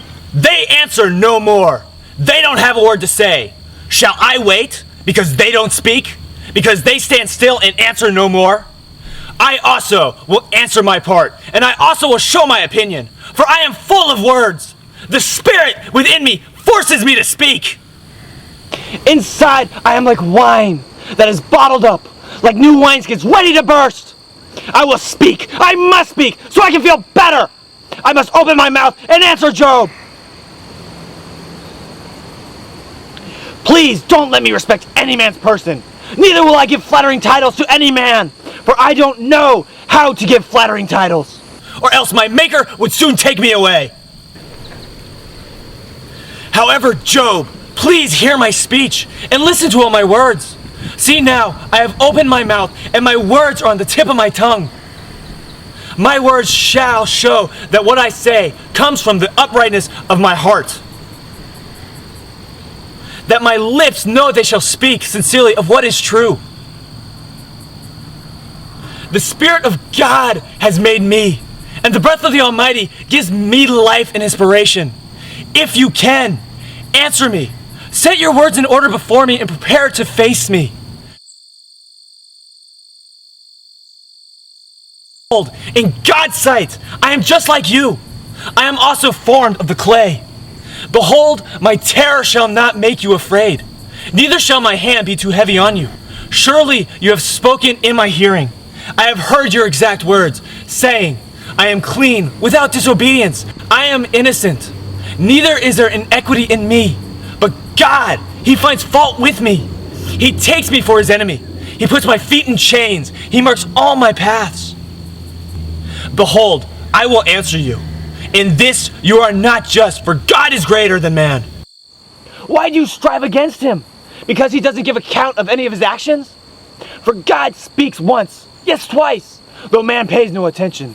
In a dream, in a vision of the night, when deep sleep falls on man, and slumbering on the bed, then He opens the ears of man and seals their instruction, that He may withdraw man from his purpose and hide pride from man. He keeps back his soul from the pit, and his life from perishing by the sword. He is chastened, also with pain on his bed, with continual strife in his bones, so that his life abhors bread and his soul dainty food. His flesh is consumed away, that it can't be seen. His bones that were not seen stick out. Yes, his soul draws near to the pit, and his life to the destroyers. If there is beside him an angel, an interpreter, one among 1,000, to show to man what is right for him, then God is gracious to him and says, deliver him. I know a way that can set him free. I have found a ransom.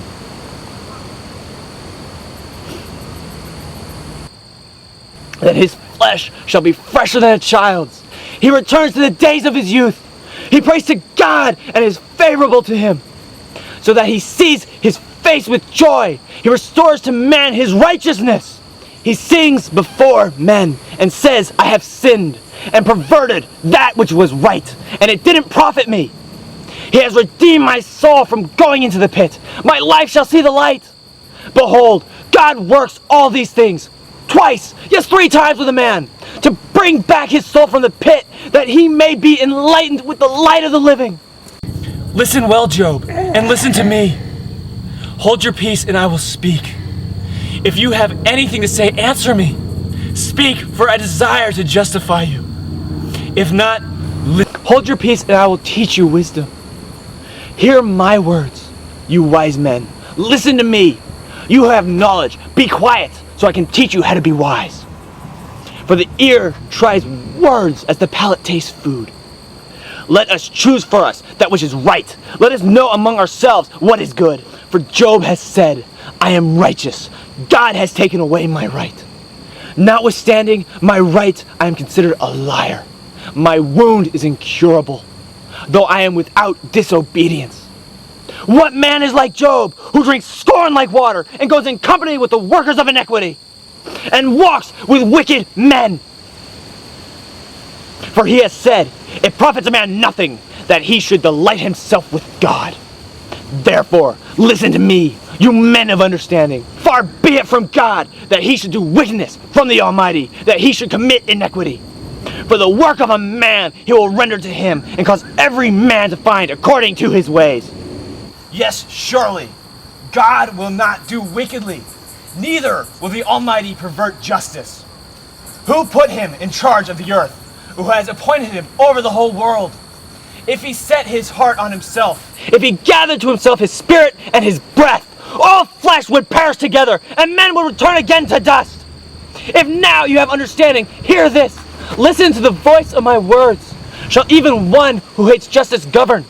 Will you condemn him who is righteous and mighty, who says to a king, vile, or to nobles, wicked? Who doesn't respect the persons of a prince, nor respect the rich more than the poor? For they all are the work of his hands. In a moment they die, even at midnight. The people are shaken and pass away. The mighty are taken away without a hand. For his eyes are on the ways of a man. He sees his entire goings. There is no darkness nor thick gloom where the workers of iniquity may hide themselves. For he doesn't need to consider a man further, that he should go before God in judgment. He breaks in pieces mighty men and ways past finding out, and sets others in their place. Therefore, he takes knowledge of their works. He overturns them in the night so that they are destroyed. He strikes them as wicked men in the open sight of others, because they turned aside from following him and wouldn't pay attention to any of his ways. so that they caused the cry of the poor to come to him. He heard the cry of the afflicted. When he gives quietness, who can condemn? When he hides his face, who can see him? Alike whether to a nation or to a man, that the godless man may not reign, that there be no one to ensnare the people. For has any said to God, I am guilty, but I will not offend any more? Teach me that which I don't see. If I have done iniquity, I will do it no more. Shall his recompense be as you desire, that you refuse it? For you must choose, and not I. Therefore, speak what you know. Men of understanding will tell me, yes, every wise man who hears me. Job speaks without knowledge. His words are without wisdom. I wish that Job were tried to the end, because of his answering like wicked men. For he adds rebellion to his sin. He claps his hands among us and multiplies his words against God. Do you think this be your right? Or do you say, my righteousness is more than God's? That you ask, what advantage will it be to you? What profit shall I have more than if I had sinned? I will answer you and your companions with you. Look to the heavens and see the skies which are higher than you. If you have sinned, what effect do you have against him? If your transgressions are multiplied, what do you do to him? If you are righteous, what do you give him? Or what does he receive from your hand? Your wickedness may hurt a man as you are, and your righteousness may profit a son of man. By reason of the multitude of oppressions, they cry out. They cry for help by reason of the arm of the mighty. But none says, where is God my maker, who gives songs in the night, who teaches us more than the animals of the earth, and makes us wiser than the birds of the sky? There they cry, but none gives answer, because of the pride of evil men. Surely God will not hear an empty cry, neither will the Almighty regard it. How much less when you say you don't see him, and you wait for him. But now, because he has not visited his anger, neither does he greatly regard arrogance. Therefore Job opens his mouth with empty talk, and he multiplies words without knowledge. Bear with me a little, and I will show you, for I still have something to say on God's behalf. I will get my knowledge from afar. I will ascribe righteousness to my Maker. For truly, my words are not false. One who is perfect in knowledge is with you. Behold, God is mighty and doesn't despise anyone. He is mighty in strength of understanding. He doesn't preserve the life of the wicked, but gives to the afflicted their right. He doesn't withdraw his eyes from the righteousness, but with kings on the throne he sets them forever, and they are exalted. If they are bound in fetters and are taken in the cords of afflictions, then he shows them their work and their transgressions, that they have behaved themselves proudly. He also opens their ears to instruction and commands that they return from iniquity. If they listen and serve him, they shall spend their days in prosperity and their years in pleasures. But if they don't listen, they shall perish by the sword and shall die without knowledge. For those who are godless in heart lay up anger. They don't cry for help when he binds them. They die in youth. Their life perishes among the unclean. He delivers the afflicted by their affliction and opens their ear in oppression. Yes, he would have allured you out of distress into a broad place where there is no restriction. That which is set on your table would be full of fatness. But you are full of the judgment of the wicked. Judgment and justice take hold of you. Don't let riches entice you to wrath. Neither let the great size of a bride turn you aside. Would your wealth sustain you in distress, or all the might of your strength?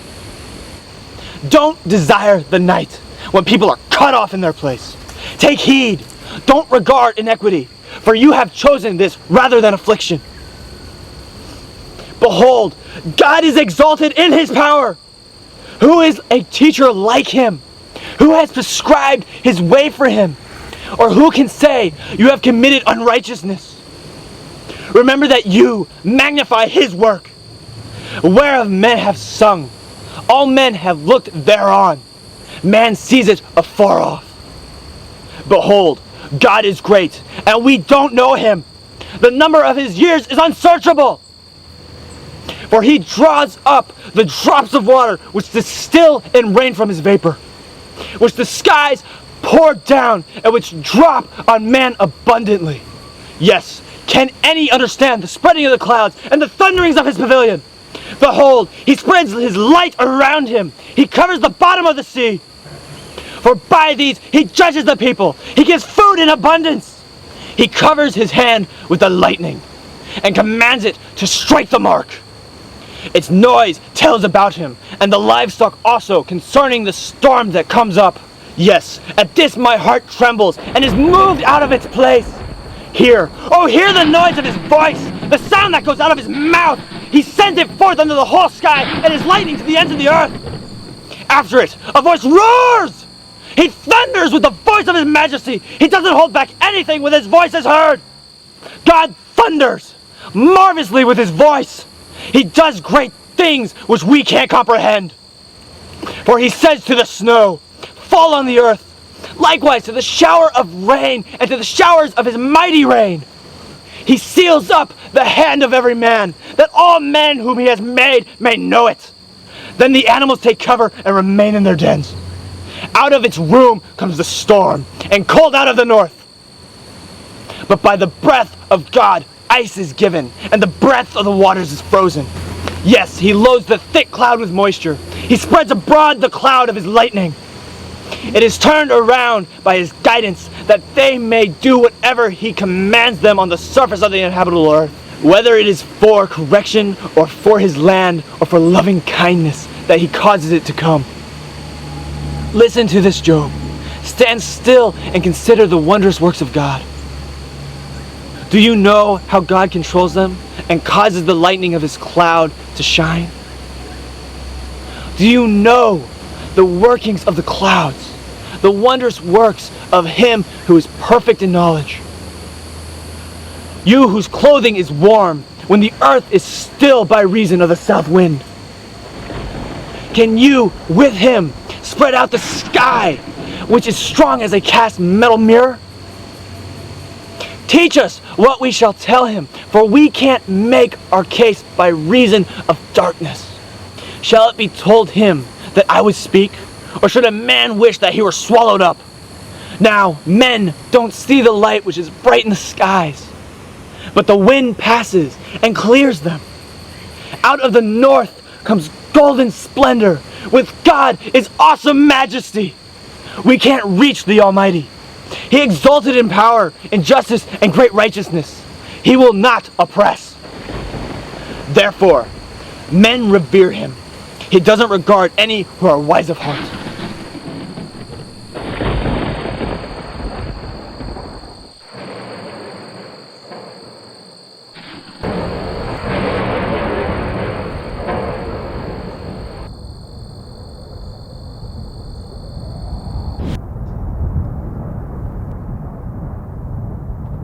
Then the Lord answered Job out of the whirlwind. Who is this who darkens counsel by words without knowledge? Brace yourself like a man, for I will question you, then you answer me. Where were you when I laid the foundations of the earth? Declare if you have understanding. Who determined the measures of it if you know, or who stretched the line on it? Whereupon were the foundations of it fastened, or who laid its cornerstone? When the morning stars sang together, and all the sons of God shouted for joy? Or who shut up the sea with doors when it broke forth from the womb? When I made clouds the garment of it, thick darkness as a swaddling band for it. Marked out for it my bound, and set its bars and doors, and said, here you may come, but no further. Here shall your proud waves be stayed. Have you commanded the morning in your days, and caused the dawn to know its place, that it might take hold of the ends of the earth, and shake the wicked out of it? It is changed as clay under the seal, and stands forth as a garment. From the wicked their light is withheld, the high arm is broken. Have you entered into the springs of the sea, or have you walked in the recesses of the deep? Have the gates of death been revealed to you, or have you seen the gates of the shadow of death? Have you comprehended the earth and its breadth, Declare if you know it all. What is the way to the dwelling of light? As for darkness, where is the place of it? That you should take it to the bound of it, that you should discern the pass to the house of it. Surely you know, for you were born then, and the number of your days is great. Have you entered into the treasuries of the snow, or have you seen the treasuries of the hail, which I have reserved against the time of trouble, against the day of battle and war? By what way is the lightning distributed, or the east wind scattered on the earth? Who has cut a channel for the flood water, or the path for the thunderstorm, to cause it to rain on a land where no man is, on the wilderness in which there is no man, to satisfy the waste and desolate ground, to cause the tender grass to spring forth? Does the rain have a father, or who fathers the drops of dew? Out of whose womb came the ice, the gray frost of the sky, who has given birth to it? The waters become hard like stone when the surface of the deep is frozen. Can you bind the cluster of the Pleiades, or loosen the cords of Orion? Can you lead forth the constellations in their season, or can you guide the bear with her cubs? Do you know the laws of the heavens? Can you establish the dominion of it over the earth? Can you lift up your voice to the clouds, that abundance of waters may cover you? Can you send forth lightnings that they may go? Do they report to you, "Here we are"? Who has put wisdom in the inward parts, or who has given understanding to the mind? Who can number the clouds by wisdom, or who can pour out the bottles of the sky, when the dust runs into a mass and the clouds of the earth stick together? Can you hunt the prey for the lioness, or satisfy the appetite of the young lions when they crouch in their dens and lie in wait in the thicket? Who provides for the raven his prey when his young ones cry to God and wander for lack of food?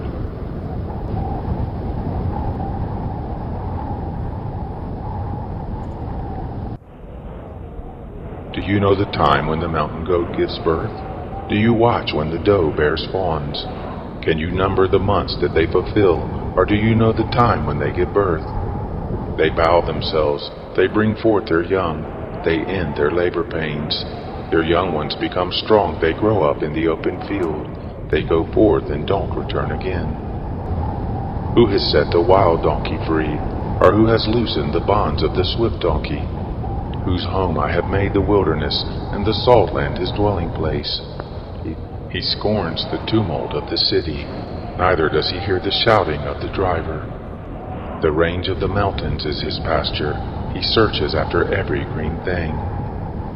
Will the wild ox be content to serve you, or will he stay by your feeding trough? Can you hold the wild ox in the furrow with his harness, or will he till the valleys after you? Will you trust him because his strength is great, or will you leave to him your labor? Will you confide in him that he will bring home your seed and gather the grain of your threshing floor? The wings of the ostrich wait proudly, but are they their feathers and plumage of love? For she leaves her eggs on the earth, warms them in the dust, and forgets that the foot may crush them, or that the wild animal may trample them. She deals harshly with her young ones, as if they were not hers. Though her labor is in vain, she is without fear, because God has deprived her of wisdom, neither has he imparted to her understanding. When she lifts up herself on high, she scorns the horse and his rider. Have you given the horse might? Have you clothed his neck with a quivering mane? Have you made him to leap as a locust? The glory of his snorting is awesome. He paws in the valley and rejoices in his strength. He goes out to meet the armed men. He mocks at fear and is not dismayed, neither does he turn back from the sword. The quiver rattles against him, the flashing spear and the javelin. He eats up the ground with fierceness and rage, neither does he stand still at the sound of the trumpet. As often as the trumpet sounds, he snorts, "Aha!" He smells the battle afar off, the thunder of the captains and the shouting. Is it by your wisdom that the hawk soars and stretches her wings toward the south? Is it at your command that the eagle mounts up and makes his nest on high? On the cliff he dwells and makes his home, on the point of the cliff and the stronghold. From there he spies out the prey, his eyes see it afar off. His young ones also suck up blood. Where the slain are, there he is. Moreover, the Lord answered Job, Shall he who argues contend with the Almighty? He who argues with God, let him answer him. Behold, I am of small account. What shall I answer you? I lay my hand on my mouth. I have spoken once, and I will not answer. Yes, twice, but I will proceed no further. Then the Lord answered Job out of the whirlwind. Now brace yourself like a man. I will question you, and you will answer me. Will you even annul my judgment? Will you condemn me, that you may be justified? Or have you an arm like God? Can you thunder with a voice like him? Now deck yourself with excellency and dignity. Array yourself with honor and majesty. Put forth the fury of your anger. Look on everyone who is proud and bring him low. Look on everyone who is proud and humble him. Crush the wicked in their place. Hide them in the dust together. Bind their faces in the hidden place. Then I will also admit to you that your own right hand can save you. See now the behemoth, which I made as well as you. He eats grass like an ox.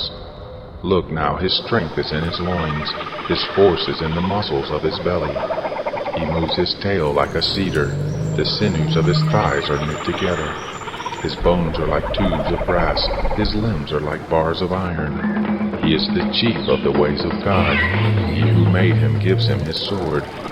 Surely the mountains bring him forth food, where all the animals of the field do play. He lies under the lotus trees, in the covert of the reed in the marsh. The lotuses cover him with their shade. The willows of the brook surround him. Behold, if a river overflows, he doesn't tremble. He is confident, though the Jordan swells even to his mouth. Shall any take him when he is on the watch, or pierce through his nose with a snare? Can you draw out Leviathan with a fish hook, or press down his tongue with a cord? Can you put a rope into his nose, or pierce his jaw through with a hook? Will he make many petitions to you, or will he speak soft words to you? Will he make a covenant with you that you should take him for a servant forever? Will you play with him as with a bird, or will you bind him for your girls? Will traders barter for him? Will they part him among the merchants? Can you fill his skin with barbed irons, or his head with fish spears? Lay your hand on him, remember the battle, and do so no more. Behold, the hope of him is in vain. Will not one be cast down even at the sight of him? None is so fierce that he dares stir him up. Who then is he who can stand before me? Who has first given to me, that I should repay him? Everything under the heavens is mine. I will not keep silence concerning his limbs, nor his mighty strength, nor his goodly frame. Who can strip off his outer garment? Who shall come within his jaws? Who can open the doors of his face? Around his teeth is terror. Strong scales are his pride, shut up together with a close seal. One is so near to another that no air can come between them. They are joined one to another. They stick together so that they can't be pulled apart. His sneezing flashes forth light. His eyes are like the eyelids of the morning. Out of his mouth go burning torches. Sparks of fire leap forth. Out of his nostrils a smoke goes, as a boiling pot over a fire of reeds. His breath kindles coals. A flame goes forth from his mouth. In his neck there is strength. Terror dances before him. The flakes of his flesh are joined together. They are firm on him. They can't be moved. His heart is as firm as a stone, yes, firm as the lower millstone. When he raises himself up, the mighty are afraid. They retreat before his thrashing. If one lays at him with the sword, it can't avail, nor the spear, the dart, nor the pointed shaft. He counts iron as straw and brass as rotten wood. The arrow can't make him flee. Sling stones are like chaff to him. Clubs are counted as stubble. He laughs at the rushing of the javelin. His undersides are like sharp potsherds, leaving a trail in the mud like a threshing sledge. He makes the deep to boil like a pot. He makes the sea like a pot of ointment. He makes a path to shine after him. One would think the deep had white hair. On the earth there is not his equal that is made without fear. He sees everything that is high. He is king over all the sons of bride. I know that you can do all things, and that no purpose of yours can be restrained. Yet you asked, who is this who hides counsel without knowledge? Therefore I have uttered that which I did not understand, things too wonderful for me which I didn't know. You said, listen now, and I will speak. I will question you, and you will answer me. I have heard of you by the hearing of the ear, but now my eye sees you. Therefore I abhor myself. I repent in dust and ashes.